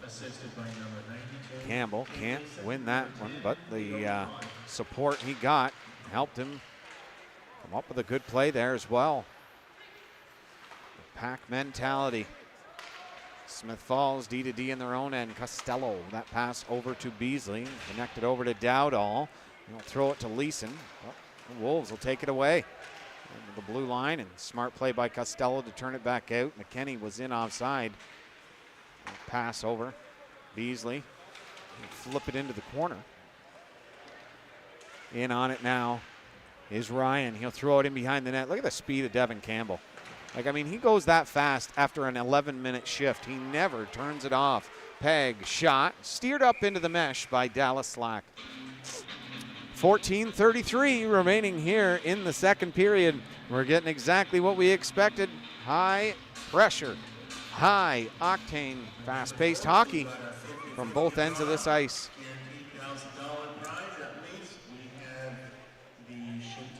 Draw to the right of Dallas Slack. Draw to the point. Quentin Rook shot through a screen. The redirect right to the tape of LeClaire. Just hopped over his stick into the corner. Battling it out. 3 Rideaus and 2 Wolves. Kofeld on the right side here looking to get a little gift along the wall. LeClaire holding him strong in behind that net. Dowdall picks it off to the slot. Oh, Kofeld couldn't find the handle. The fans were hollering shoot, but he had to get that to his forehand and get a good opportunity. They run into each other now, and they'll turn it back. He just couldn't get it. Leka Savage, and his head was down, and Kofeld got just out of the way of that one, but he got about 84% of that one. Chance to go around him. A good defensive play there to sweep it in behind the net, and Lipinski saw it come back the other way and comes up with a massive save there to keep it at 1-1. Well, I didn't see it, but the crowd was hollering as Leclaire was trying to go after the guy that hit Quentin Rook here right in front of us. And actually, I think it was Peg. Pretty sure it was Peg. Doesn't matter. He was trying to go at him, and they were really wanting them to have a little rowdy-dow, but they both clubs have been really smart in staying out of the fighting department, because 5 minutes in the playoffs when you're an integral part of the team is a long time to be on that bench. And it changes into the slot, back the point. Haven't seen a lot of Spencer Cobalt in this period. It goes in behind the net. He's drilled along the wall there, and the Wolves are out through center. In comes Fleming, and a penalty coming now to the Wolves. What happened? Did you see it? When I looked over, someone from Smith Falls was on the ground, and then someone from Bears Bay just fell as I was looking. Okay. I didn't see it. Not that there wasn't a call or anything. I was looking up here to see who was breaking out, and I didn't see who made the play. Justin. For the Rideaus, I figured it would have been the Bears Bay, just because the Smith Falls guy was on the ground first. Yeah, I didn't know. I knew it was against the Rideaus. I just didn't know who it was on. The draw to the right of Dallas Slack. Justin, I'm going to tell you, it's going to be tough when you come back to the program. Being in that chat to be able to talk with everyone is so incredible and key. It's awesome. You're kind of my stat guy as well, which is perfect. Stay down low. Back to Stay. They'll try and work this, get some puck possession, and wear the Rideaus down in their own zone. Looking back to the point to Campbell. Campbell back onto the short side here to McKenzie. McKenzie back to Campbell. He'll look to shoot. Pass over to Kelly Summers. Walks to the dot. Score! Kelly Summers, bring me a captain, and I'll show you a champion. He snaps the back of the twine, and the Barry's Bay Wolves have a 2-1 lead again. This time on the first power play of the game. And he is, I'm telling you, he's hard to beat. Did you say there was Summers again? That was Kelly Summers again. Yep. The captain coming up in those big games. Earlier today, Derek Froats, captain of North Dundas, comes to the top of the stage to seal the deal for his mates with a hat trick and the OT winner. And Kelly Summers is doing everything he can in this game to bring his boys back to Smith Falls for next Friday. Bennett in his own zone. Nice move there, but that's knocked off his feet. Lapine can't control it. And Tate Leeson, oh boy, that was into the corner. Enright trying to chip it. Summers will control that puck out through the mid-ice area. Cradled, and Jared Stay trying to go around Sloan. He did it earlier in the game, but Sloan was too good for him this time. Knocked through center, and down goes the Perry's Bay Wolves, looking to get something going here. Drilled along the wall, looking to the slot. Stay, one more guy, and that was going to be a great chance for one of the best on the Barry's Bay Wolves, and a penalty coming for Barry's Bay. It's going to be interference. He tried to go around him, he threw it. And that is one of those calls where the guy's coming in trying to throw it off the boards, and it's almost like a train track. If I'm skating at the defender, I throw it off the boards and I go out and around him, you've only got a certain, it's like a baseline as well in baseball. You go a certain distance and try and hit him, you've now created an interference, and that's the call at 12:14 to go here in the second period. Enright will be the recipient of the 2-minute minor, and Smith Falls had an incredibly dangerous team to have a man up. They'll look to the point, and it's Costello. Costello working the blue line to get it down low, throw it into the slot, flipped out through center, and they'll kill some of this power play. Number 7, John Enright, 2 minutes interference. The crowd really didn't like it, but that's a 2-minute minor right there all day long. Stay and Lapine assisting on that second goal. Colfelt wheeling up through the mid-ice area, and he'll kill more of that clock. 30 seconds gone already in the power play. Through center, Witzel, one of the key players in last night's game for Smith Falls. Throws it in behind the net, hits the ref. Coming out to the dot, half wall, is Tate Leeson. Even when he's not moving, he is a dangerous hockey player, I can tell you. Slot! Stopped by Lipinski. Theo Todd. Rebound and a beautiful glove save by Ethan Lipinski. And I'm telling you, every player on the ice there for Smith Falls is a dangerous hockey player.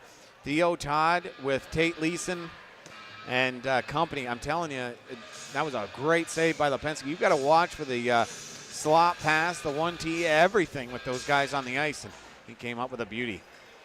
Costello works the blue line. The shot through, deflected down. Lipinski made a great pad save on that one. Drilled along the wall. Fans are wanting a penalty. I couldn't even see it. It was in that corner. Young lads down there in that corner getting a front row seat. You can see them. I don't know if I can get right there. They've been, I was just, those guys there got a front row seat to this game. They just keep going up and down the boards, getting the best view in the house.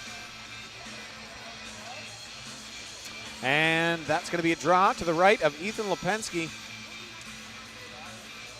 with 51 seconds to go here in the power play for the Rideaus. Ever dangerous Bennett and Costello with the point, with Cobalt and Cobalt, both of them at center and left wing. Spencer at center and Devin on the left side. And on the right side was McKenney throwing it in behind the net.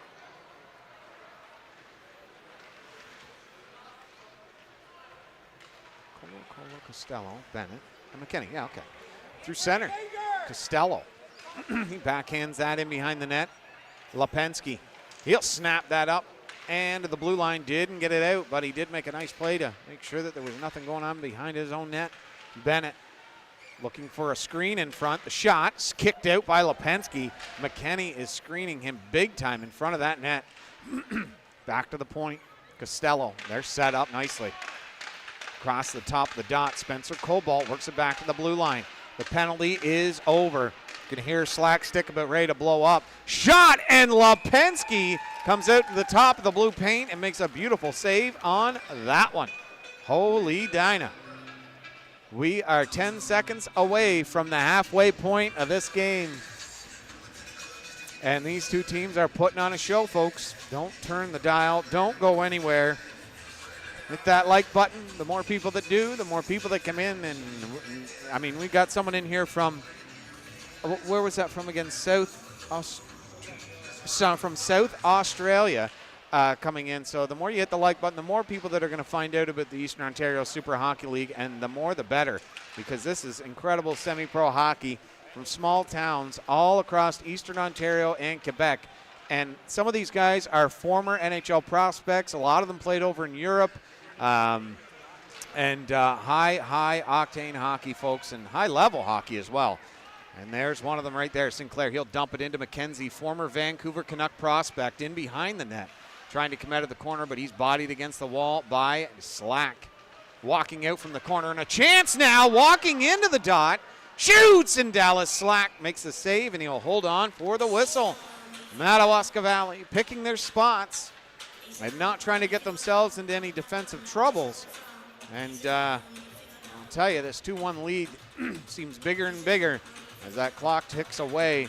Well, it definitely isn't over. A halfway point in this game. They haven't seen less than 7 goals in every single game. Check my stats here in just a second. Back to the point. The shot broke something there.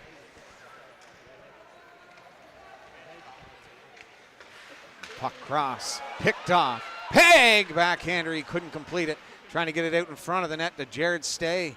Dangerous offensive player for Barry's Bay. Leader in points. He was 6th in goals in the league. That's a nice play there to move it up. And Peg will chip it in. Dallas Slack can't control that one. They'll go into the corner. Good body there. Stay couldn't come up with it. Peg. They get tied up in the slot area there. Give Fairley Wells, no calls, good men. Theo Todd around him, a great defensive play. They'll flip it up. Lapine through center. Lapine, the drop back now to Stay, and a ripped a shot, about 94 miles an hour snapshot just up over the net. Back the other way. Kelly Summers is beat, and they're in. Cobalt the shot. Lipinski is not.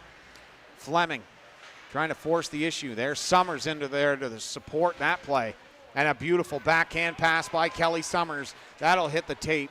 Coming in, a nice, how's she going around him? Languille looking for that play. To the slot to Fleming. Over backdoor, into the slot. He shoots and scores.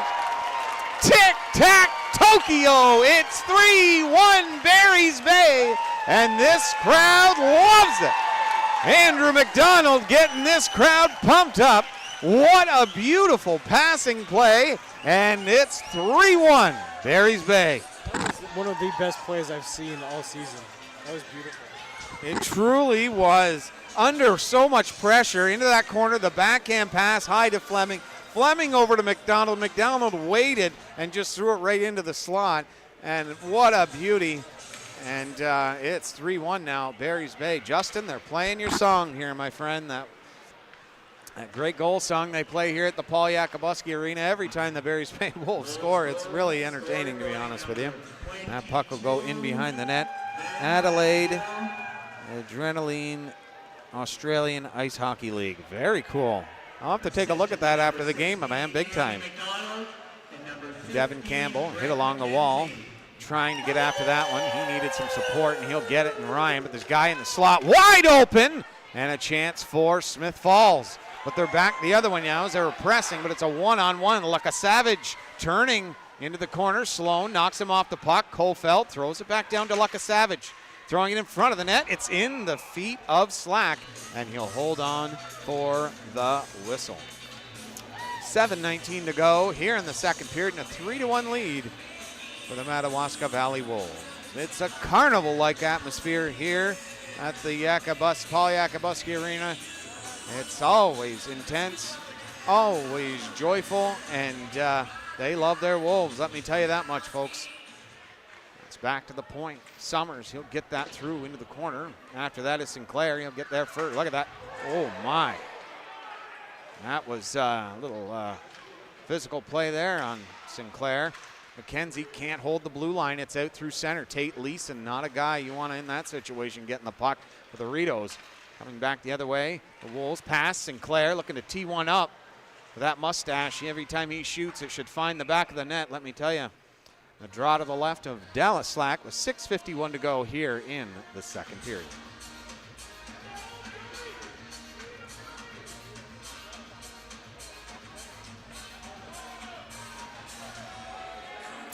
Hope you're enjoying it at home, folks. Share away, tic-tac-Tokyo. Yes, indeed, brother. Nice one, boys. Yeah, it's been a great game. And the boy Reed Russet, and he is something special. You guys are so fortunate. That's back to the slot. Backhander stopped by Slack. The rebound's there, but so is Dallas Slack. He tries to come out with it.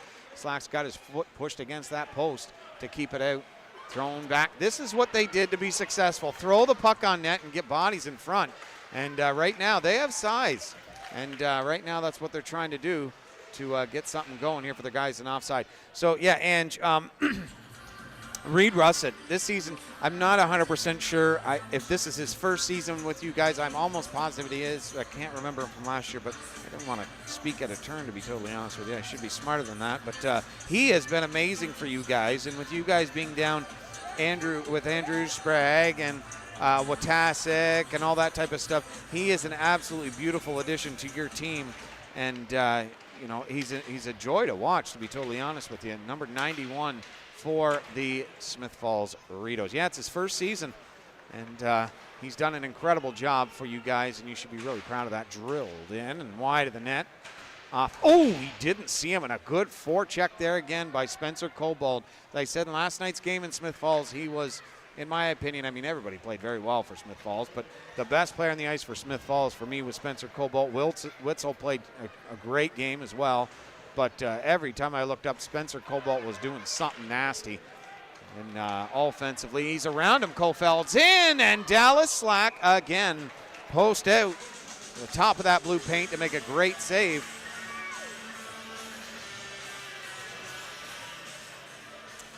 That little girl, we're going to try and get her on. Oh, it's a chance here to the left of Dallas Slack, and they're out. McKenny. That pass cross ice now to Dowdall, and a beautiful move there to try and get around him. Point chance, Sloan. Shot through a screen. There's only his own man screening there, but no danger from that. Boisclair hit by Leclerc. My goodness me, that is two guys totally different sizes, and Boisclair took that like a champ. Leclerc around to the wall. He's knocked down. That's out through center. A bouncing puck. It won't go the distance. Sloan will stop and turn it around with 5:14 remaining here in the second period. And a 3-1 Madawaska Valley lead, and a great play by Kofeld. Back the other way. Langiel shot. It just hits a stick and goes wide, but Campbell's there on the half wall. Throwing it in behind the net. Langiel gets there first into the corner. Back to the point, and Ryan notices it's not going to get there, and he quickly backs out. 3-on-2 chance for the Rideaus. McKenny knocked off the puck by Ryan, but he goes into the corner, and a good body there by McKenny. Boisclair in there to support. Sinclair along the wall, knocked down, and it's into the feet of Ryan. Get it back out to the captain, Costello. Kicks that up. Sinclair across the blue line. He's knocked down. He's having himself a rough shift right now. Good play there by Kelly Summers. A little phantom stick tap to knock his man off stride. Good job. The fans here just love it. Let me tell you, they've been really supportive of us here, and Mackenzie's in a shot. And those young lads have been trying to get on that camera for about 3 strides back and down the ice. It's really great. Instead of people not being happy that we're in the stands, and I mean, I can imagine it could be annoying. Somebody's up here calling the game in an actual hockey, you know, in an NHL game, in a professional game. They're up in a booth, in the gondola, what have you, not in the fans. They've been very supportive, so we truly appreciate it. Stays in the bottom of the circle. Oh man, he trumps his way right to the net. Coming out from the corner is Langiel, looking cross ice. He hits tape the slot. Oh baby, what a save! Dallas Slack, a 10-beller. If you've ever seen a 10-bell save, that was one right there. Holy Dinah indeed. Wow. Dallas Slack, as I've said since I've joined this league and seen Dallas Slack in his first game, he is as calm as a, well, Justin knows what I want to say there, but I'm actually not allowed to say it. But he's very calm, and he's got one of the best gloves you'll ever see in this league. it's just, he's sharp. And he's showing off his glove right there. My goodness. Well, pin that one. We got to get that one on the highlights for the next game, folks. My goodness me. Good job. Cross to Summers, and he'll throw that up to Stay. Lapine will try and pick that up, but it's Witzel to Cobalt. Spencer Cobalt, the little sauce pass. See, everything he does is with a purpose. It may not always look like it's, this massive, crazy, wild play, but that little sauce gets through, and that is, that's an elite opportunity for Smith Falls. Another guy that Smith Falls is very lucky to. I like that one, buddy. You know what I wanted to say, but that was definitely a Texas-sized save. No slacking on that one, indeed, Justin. You got her, Cotter. It's into the corner. Summers, he'll flip that out through center. Stay tried to knock Slack off kilter there. Lapine in his own zone, turning. One hands it over to Summers. Summers, that flip pass through center. He just missed Peg on that one. And that's going to come back 200 feet with 2 minutes and 57 seconds remaining here in the second period. Barry's Bay leading Smith Falls Rideaus 2-1. And the series, as we've said, is 2-1 for Smith Falls, the best of 5. Smith Falls wins this, they move on to face Deserano or Gananoque. And if Barry's Bay can win this, Friday we'll have the game from Smith Falls, the 5th and final game of this series, as they'll take it the full distance to the Memorial Center in Smith Falls. Up to the blue line and stay there. And throw it across ice to Peg. The dump and chase and go around Bennett. Slacks there. He fires it off the glass. Summers is there quick, looking for the hat trick. Cross ice. And that'll be an offside. No complaints here from Barry's Bay. So there won't be any problems there. I want to see that score. Oh, is that the updated score? Yeah, 1-1. Okay, cool. Draw outside the zone. 2 minutes, 30 seconds remaining here in the period. Out through center. Knifed into the zone. Bennett will go in after that one.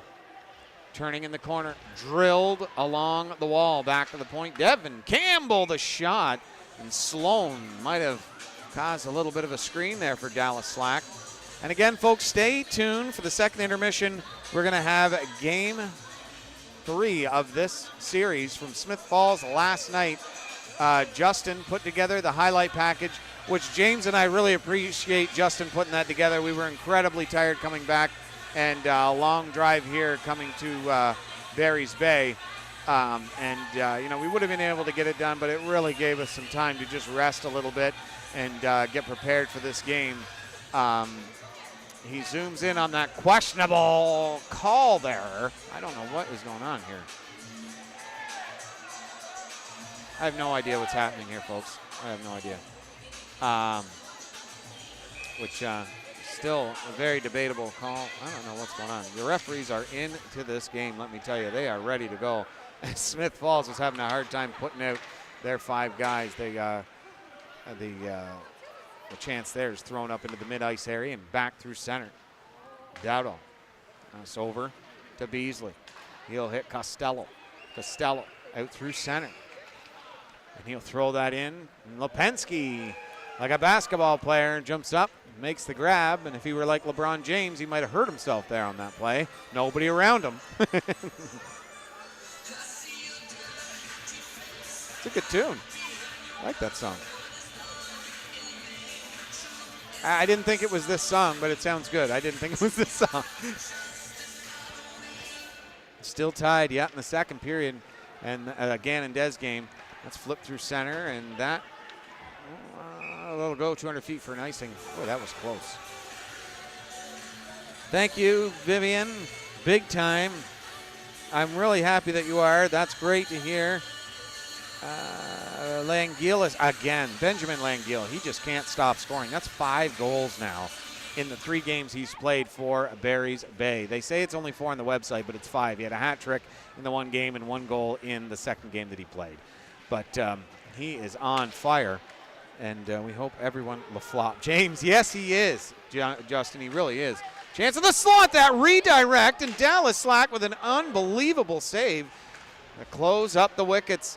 trying to knife that on goal. And Dallas Slack and company really closing the door on that one. He is, Justin. I'm sorry. Like, I don't even watch a lot of basketball, but LeBron James, I cheered for him when he played for the Cleveland Cavaliers. I was really on board with him going against 6 All-Stars and the Golden State Warriors. And after that, I don't know what is wrong with him. Why you would be jumping around and falling around like you've been hit by an ugly stick every single time he goes to the basket. It's unbelievable. Nobody even touches him. Anyways, I don't want to talk about it anymore. It drives me nuts.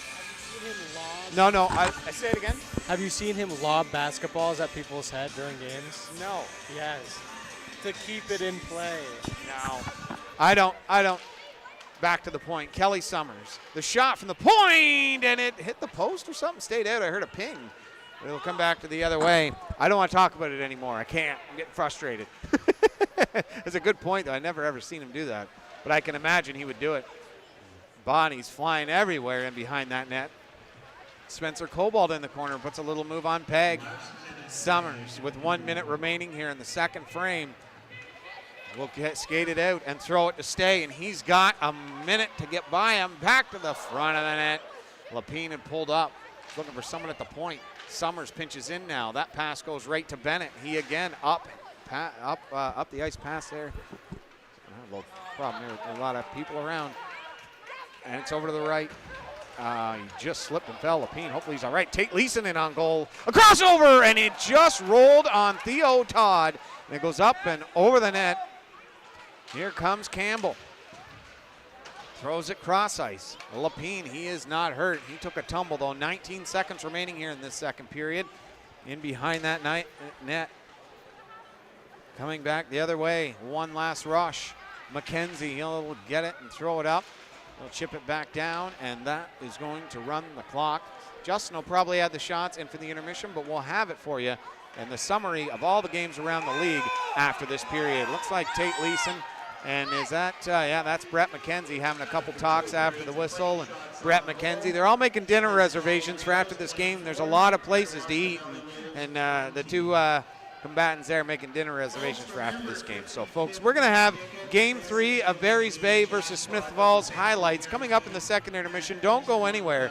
It's actually really incredible. Justin put this together for us. Couldn't be more appreciated. Stay with us, folks. We'll be right back after this.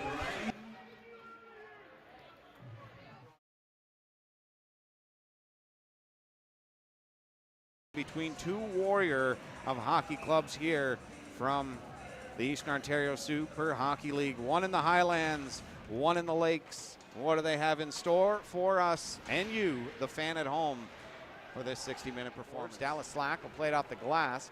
Leclerc's changing. You need to go a little quicker than that, and look at what it turns into. He scores! Curtis Leclerc coming off the ice, and they couldn't change. And the Rideaus benefit from that. They're out to a 1-0 lead. He's there. Summers was hollering for it. Across the blue line, that puck gets to McKenzie. Drop, shot, scored! Right through the wickets, and Barry's Bay will even it up on a power play. And it's 1-1, and I don't know if you can hear this crowd. My goodness.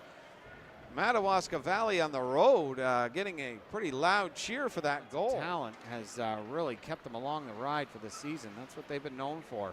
That's a drop pass for Kenny. Cobalt shot, a stop. That's in behind him. He scored.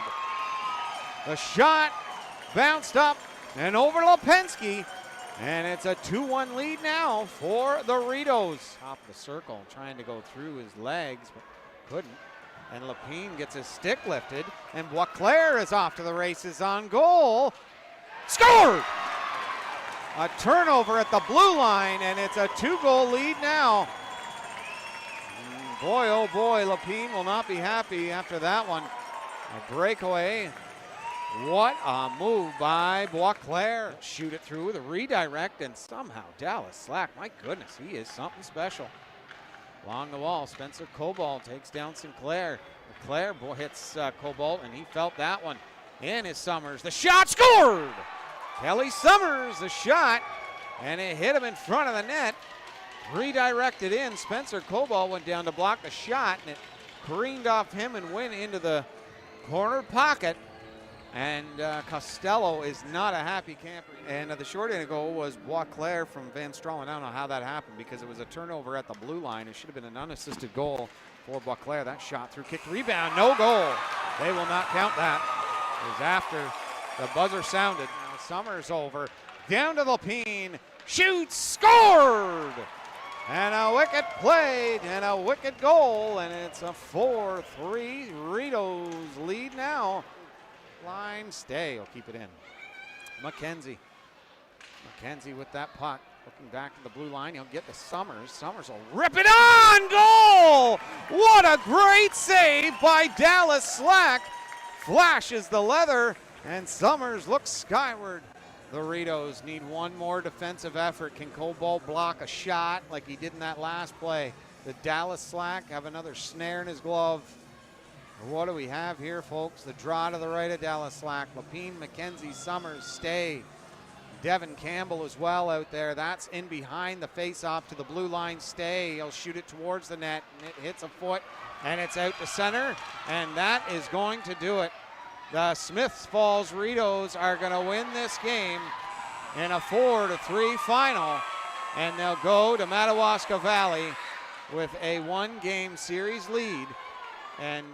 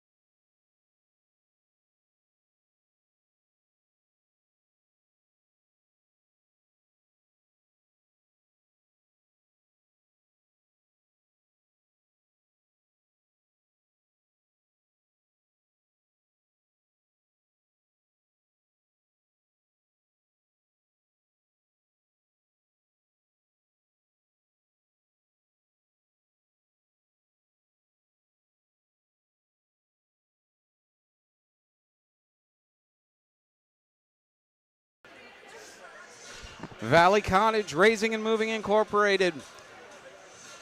They specialize in foundation work, using insulated concrete forms and blocks to deliver long-lasting results. Their team are experts in foundation and applying innovative solutions that ensure homes are built with the utmost precision during construction. They oversee the correct installation of materials and work closely with customers to meet their requirements.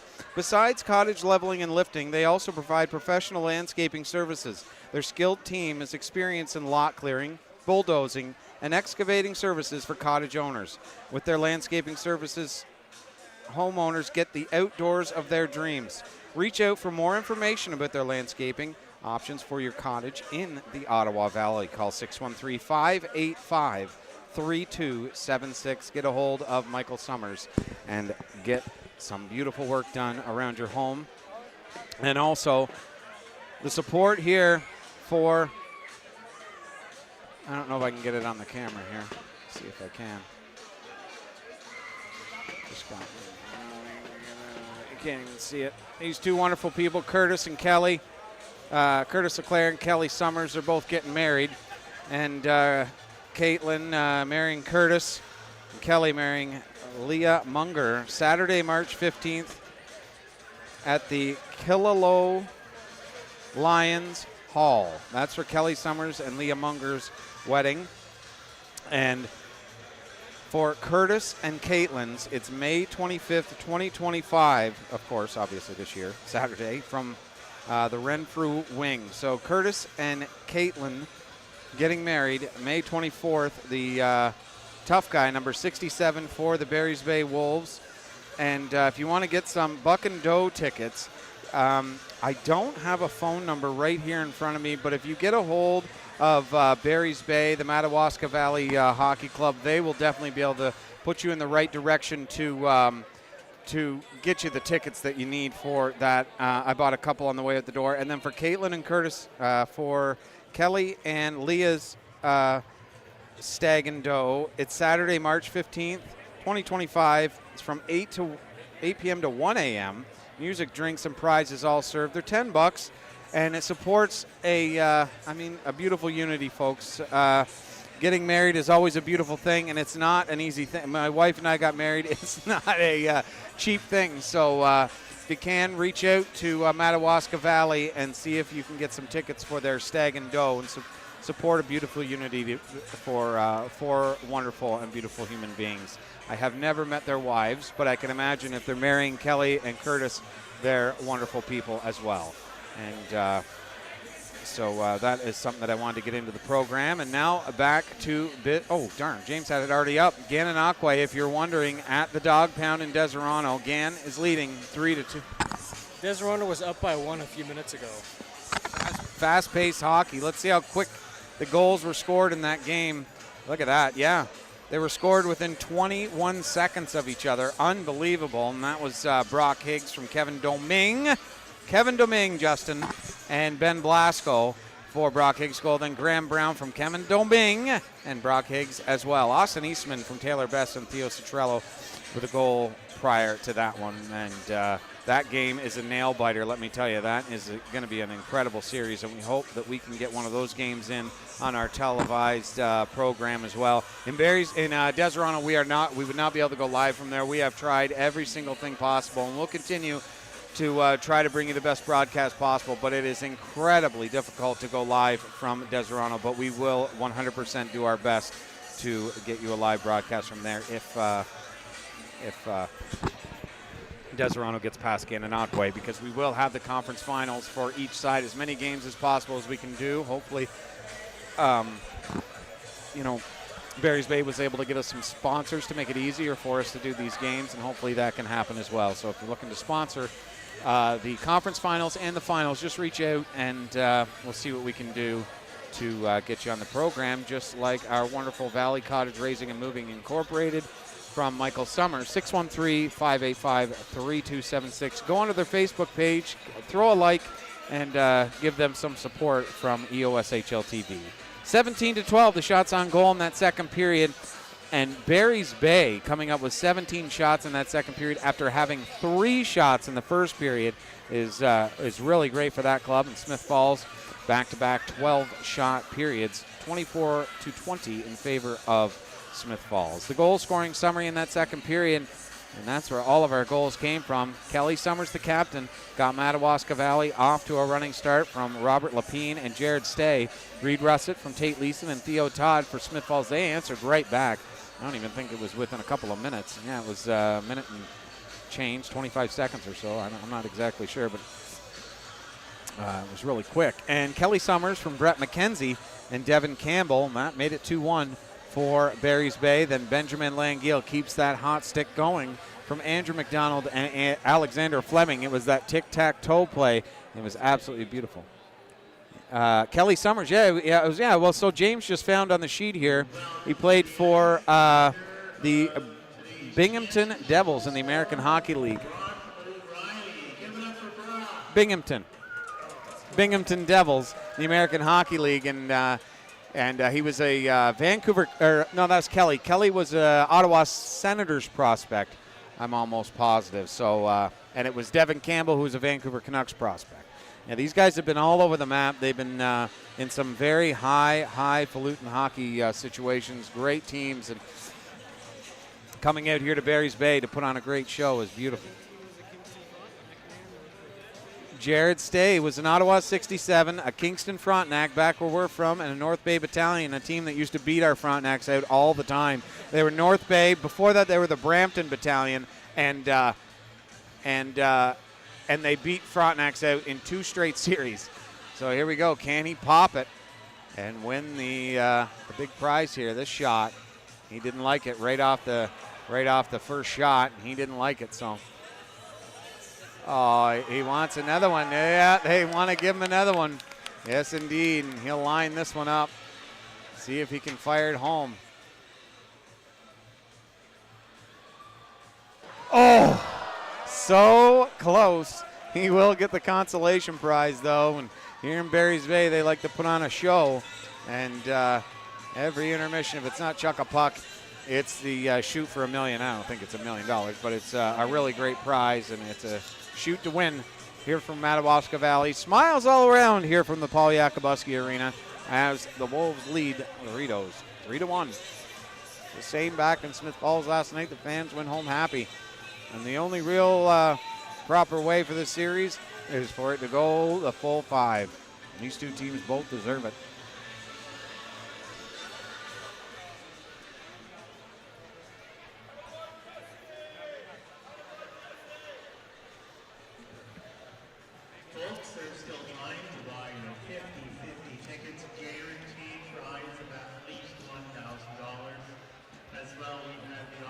As people start to file back in here and get set for this third period between these two excellent hockey clubs. And again, we want to thank everyone in Barry's Bay for having us out to the arena and supporting this round of the playoffs, and also, again, our sponsor, Valley Cottage Raising and Moving Incorporated, making all of this possible, and we appreciate it big time. The pocketbook for me is only so deep, and with the help from Barry's Bay and Valley Cottage Raising and Moving, that is why we can do literally every game of this series, and it be, you know, it's just really appreciated 155%. It's above and beyond, and we couldn't appreciate it more. And the staff out in Smith Falls, actually, for every game we've been there, they've been so accommodating, giving us our best opportunity to broadcast our games live and letting us use their Ethernet and a beautiful perch up at center ice. Great view of the hockey game. And both these teams have been just absolutely phenomenal. And there it is. The sound of a third period in an epic battle between two very deserving combatants.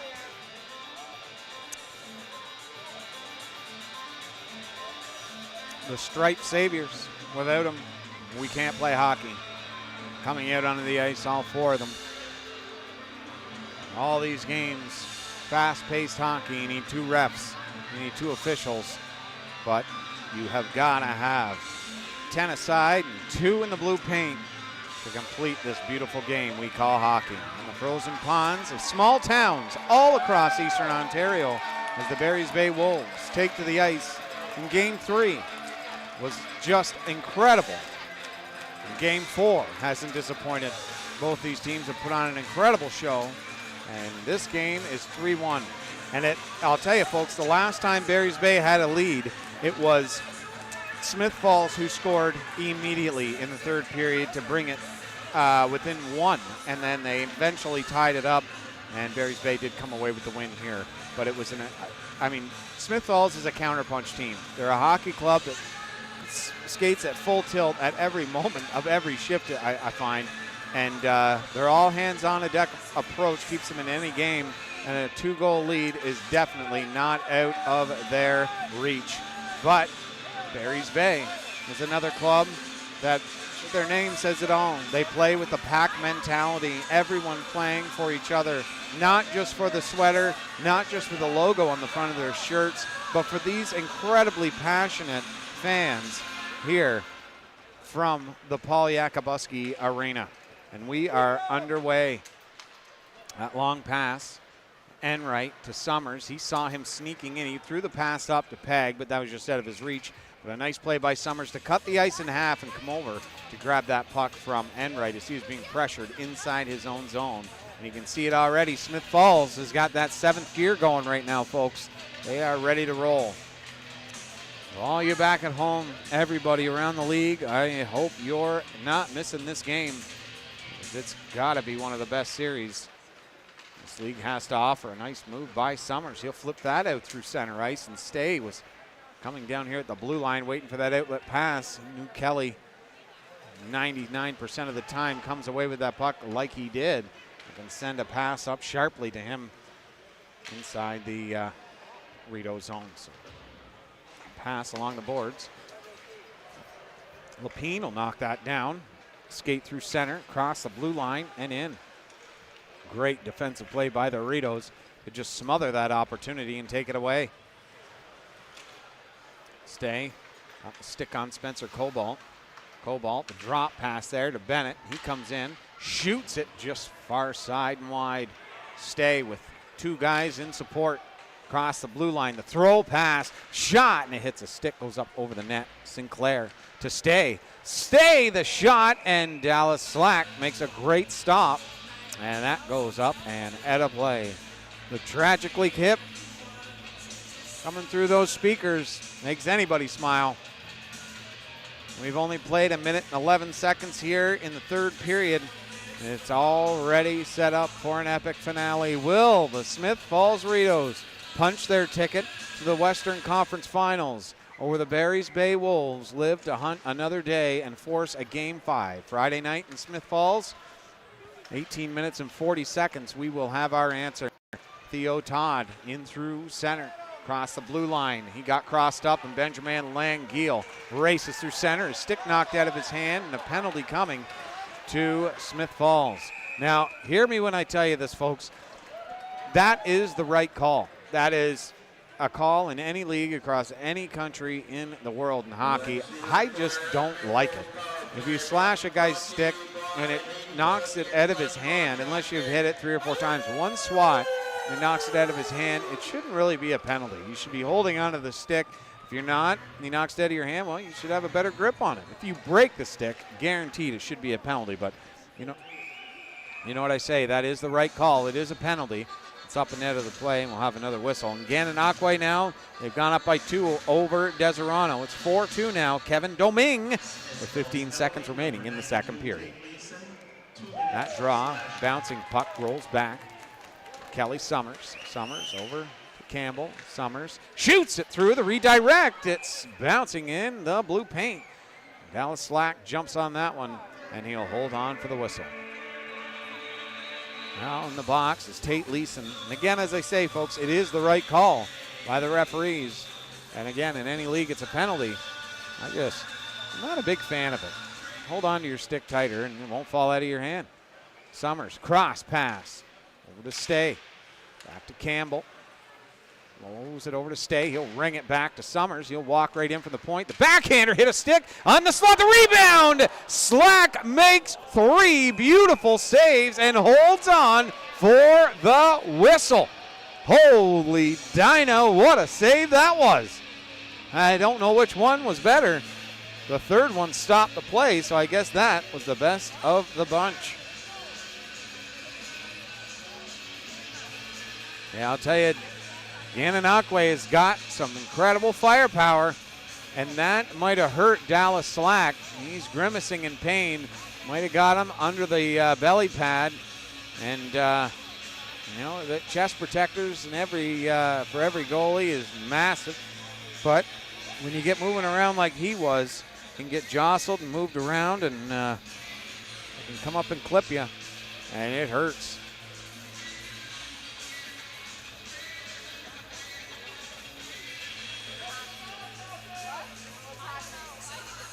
Valley Cottage Raising and Moving Incorporated. Elevate your house with the help of Valley Cottage Raising and Moving. For 30 years, their family-owned business has built a strong reputation for outstanding house raising in Ottawa. They use high-quality equipment and advanced techniques to secure buildings like cottages during the process. Contact them to discuss your project with their experts and get a free quote with information about their lifting services. Call 613-585-3276. Kelly Summers, the pass over to Devin Campbell. Pass down low, looking to the slot. That goes back to Campbell. To Summers, the shot. Great save by Slack right in the slot there. And Slack, he is a little worse for wear, folks. He is having a hard time right now. That had to have clipped him somewhere. I hope he's all right. Nope, that's okay. In behind the net, and Kelly Summers. Up to Lapine. Lapine across the red line, and they're in. Oh, a nice backdoor play, and that was picked off by Beasley to the goal mouth there, and we got 50 seconds remaining here in the power play for the Madawaska Valley Wolves. Pass over to Lapine. Lapine, he'll throw it into the mid-ice area into Kelly Summers. He'll quickly move that over to Stay. He'll gain the zone. Stay, quick move there. Back to the point, hits a stick, goes into the corner. Barry's Bay finds him, but so does Smith Falls. Looking all the way back to Campbell. Nice pass to Summers. Down to the dot. Barry's Bay working it, trying to get a shot here. Looking back to the point again. They'll get it to Summers. He'll shoot it through a screen. Nice stop by Slack. The rebound's there for Lapine, and he waited a little too long to get to it. And that'll be knocked away, and Smith Falls will have 10 seconds remaining in the penalty, and that'll go up and into the screen, and that'll stop play. 16:31 remaining here in the third period. A 3-1 lead for Madawaska Valley. 5 seconds remaining in Tate Leeson's penalty. James is aggressively looking at the score updates. They update me every time there's a goal, which is greatly appreciated. That shot off the draw goes up and over the net. LeClaire, soon to be a non-single man. Well, he's probably not single now, obviously. He's got a fiance, but he'll be married. And he grabs it through the mid-ice area, but the Rideaus come back the other way. Knocked off his stick. Quentin Rook in behind the net, and a penalty coming to Smith Falls.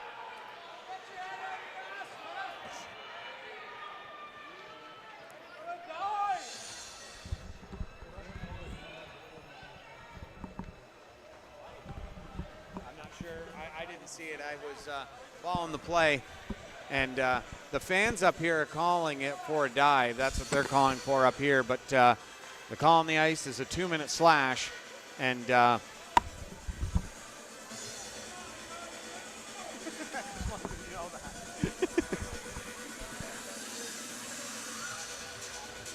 draw to the right of Lipinski.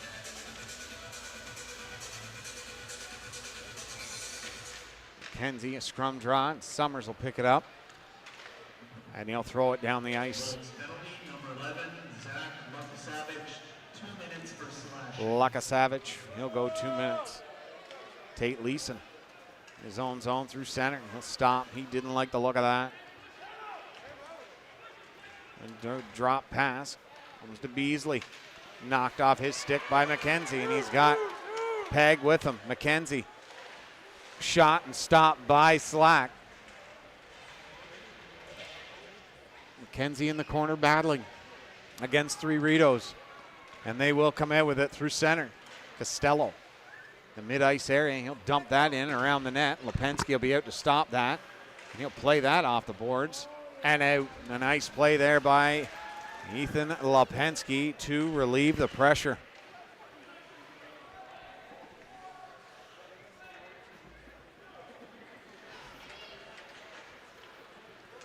Rideaus to Theo Todd. Throw that in around the boards. To the other side, and it's Bennett. He'll throw it back to Cobalt. He can't handle that one. And that's whistled down the ice. And it hits Madawaska Valley player. Pardon? Oh, okay. All right, I'm going to 500, 1,200. One person's going to love me, the rest are going to hate me. We'll see what the 50-50 draw is. You bet. Great game. You betcha. Draw to the right of Ethan Lipinski. I'll tell you, Barry's Bay is just, I never got to pick a 50-50 ticket before. They did. That was really nice of them. Greatly appreciated. They treat James and I with such utmost respect. It's really enjoyable coming to the rink every day. It always is here in the OSHL, but Barry's Bay, and I can't say enough about Robin and Michael and Kelly and Devin, all you guys and gals, everybody have been so great and welcoming, and we really appreciate it. I can't say enough about you guys. Thank you. That'll be out.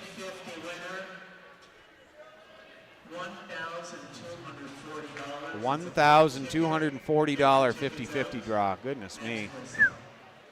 I mean, there's got to be over 800 people in here tonight. They were going to open up the upper bowl there.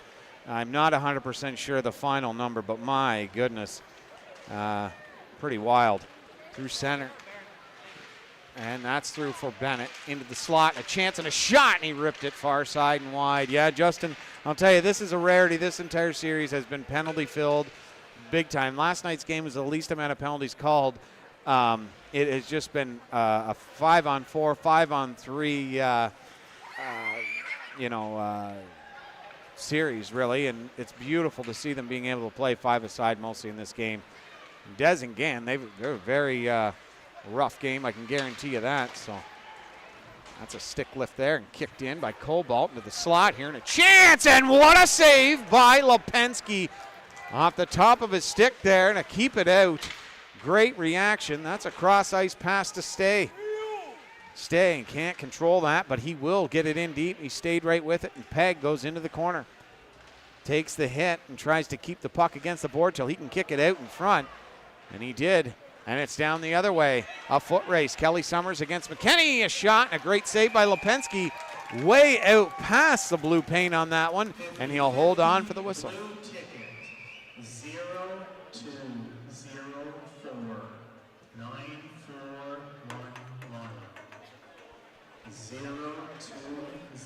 Draw to the right of Lipinski. McKenzie at the draw.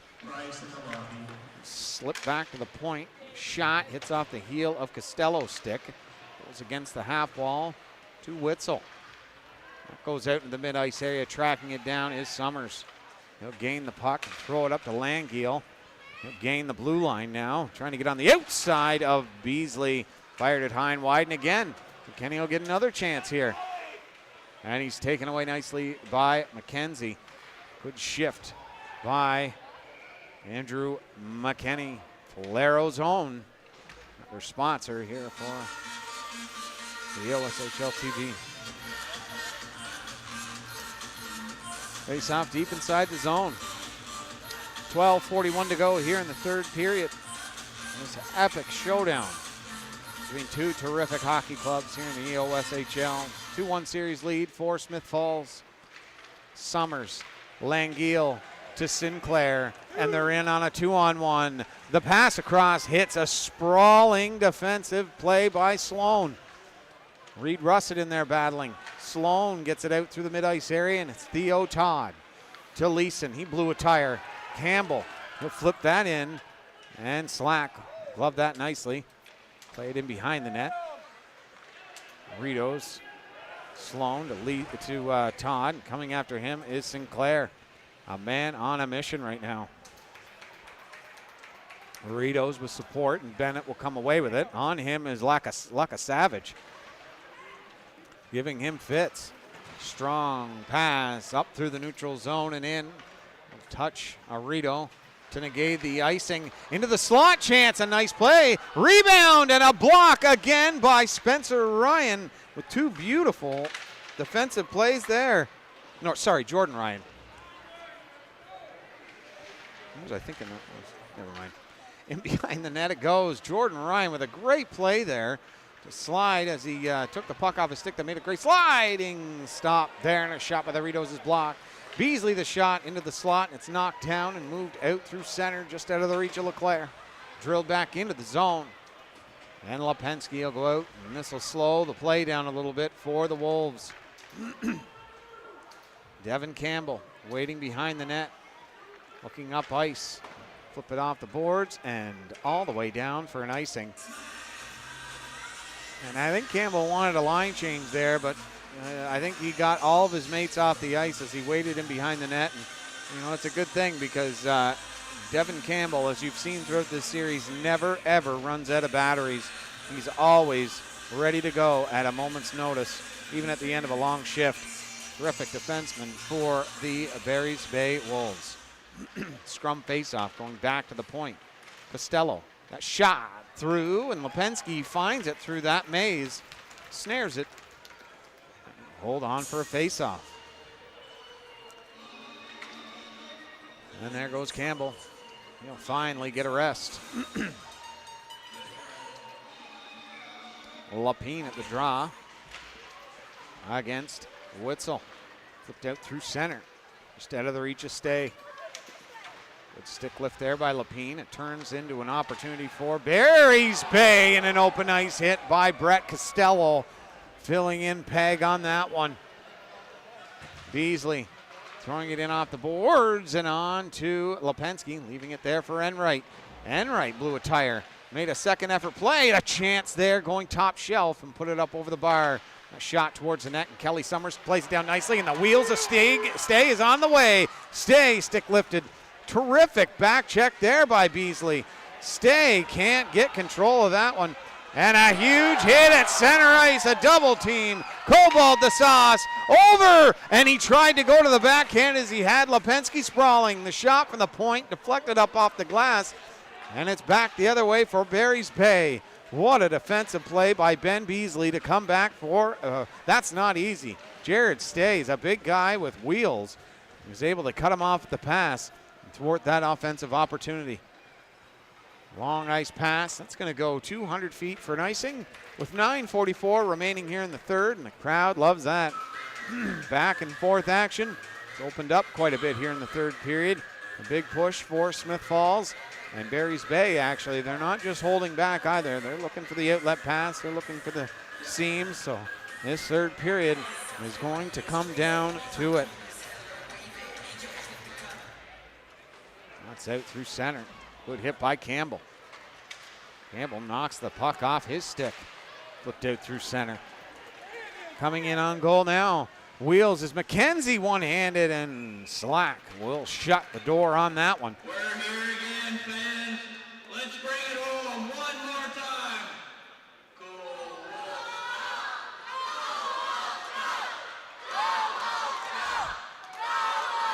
Go. They like it loud here in Madawaska Valley. Trying to pump their Wolves up. Getting them going. The last time they did it, it resulted in some great opportunities in that second period for the Wolves. It really put them into high gear. That was their 17-shot second period. Let's see what they can do here. Reed Russett stick lifted and knocked off the puck. And Theo Todd through center. Knocked off his stick. Tate Leeson the backhand. Up and over the net and around to the point now. Got Costello. Will flip that on net. The rebound was there. And Russett will backhand that to McDonald. Headman pass to Fleming. Around a man. He just couldn't get by him. Peg into the corner trying to come out with that puck. Two Wolves deep, but they hustle right back to get into the play. Kelly Summers in his own zone. Waiting it out. Beauty pass to Fleming, just out of his reach. They're looking for a line change. Fleming wants one too, but he's trying to force the issue. And that play there, forcing that play from his own zone, creates a long ice pass, ill-advised pass, and it's an icing in the Smith Falls zone. 8:38 remaining here in the third. An epic showdown between Smith Falls and Barry's Bay. 5-2 now, Gananoque over Deserano. 17-16 remaining in the third period of that one. 8:38 remaining and a 3-1 lead for Barry's Bay. And this is going to be brought to center ice now.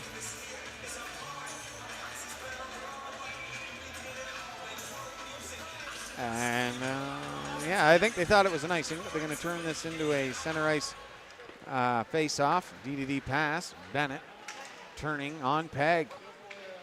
Tate Leeson in his own zone now, trying to wheel out. He'll get some space and flip it over, but that's picked off by Lapine. McKenzie and Cobalt got tied up. Lapine into the corner, shoved into the wall, knocked off his feet. Good tough hockey. That's up into the rafters, and they'll bring it down. And this face-off will be inside the Smith Falls zone.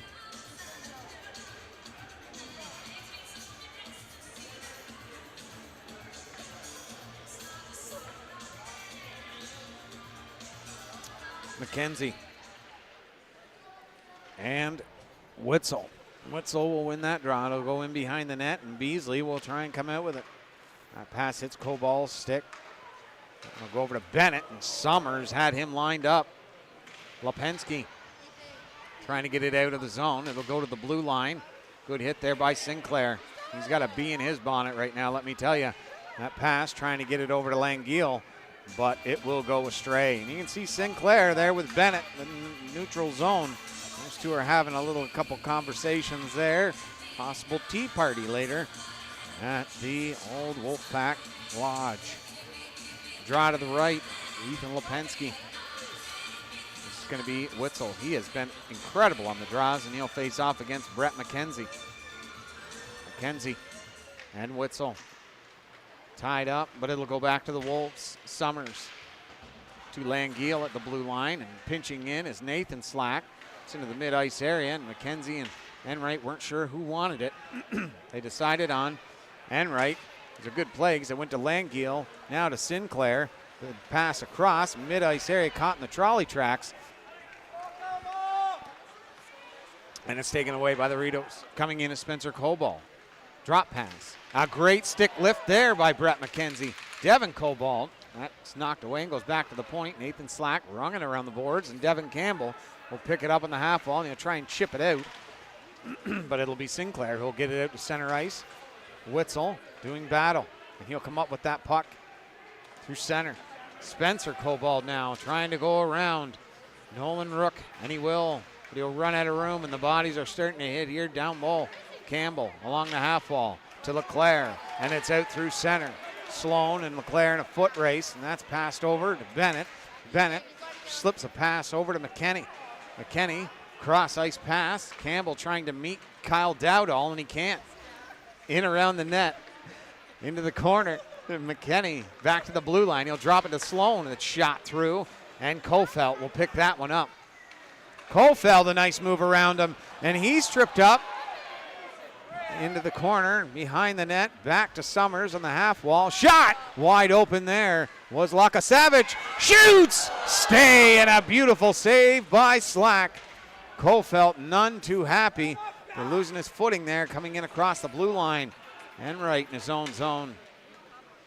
That pass over to Summers. The neutral zone. Lapine, that's picked off nicely by Costello. He's in on goal. The shot, scored!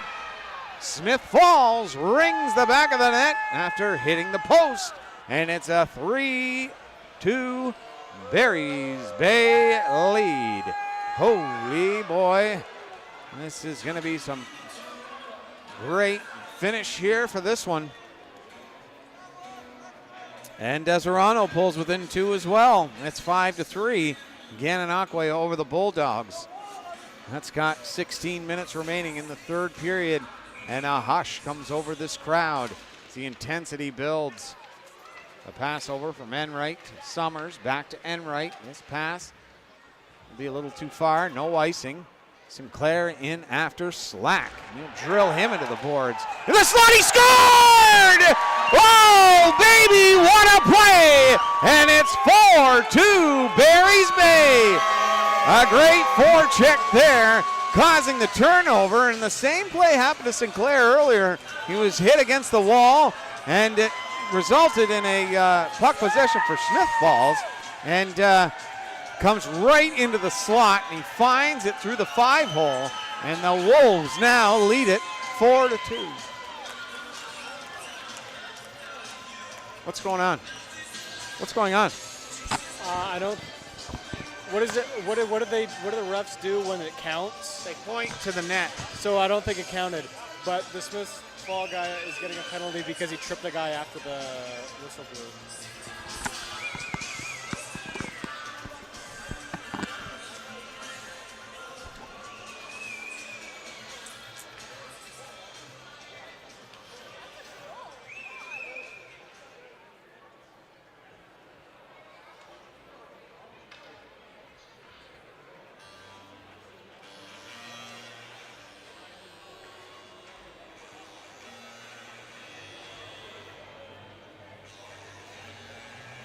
Well, I'm not 100% sure what is going. Oh, Barry's Bay's getting a penalty. I don't know.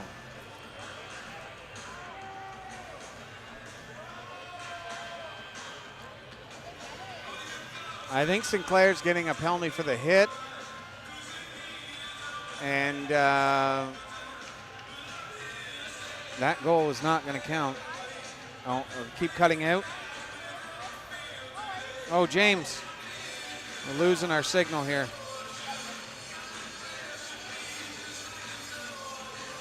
We lose the stream. Yeah, it's getting choppy.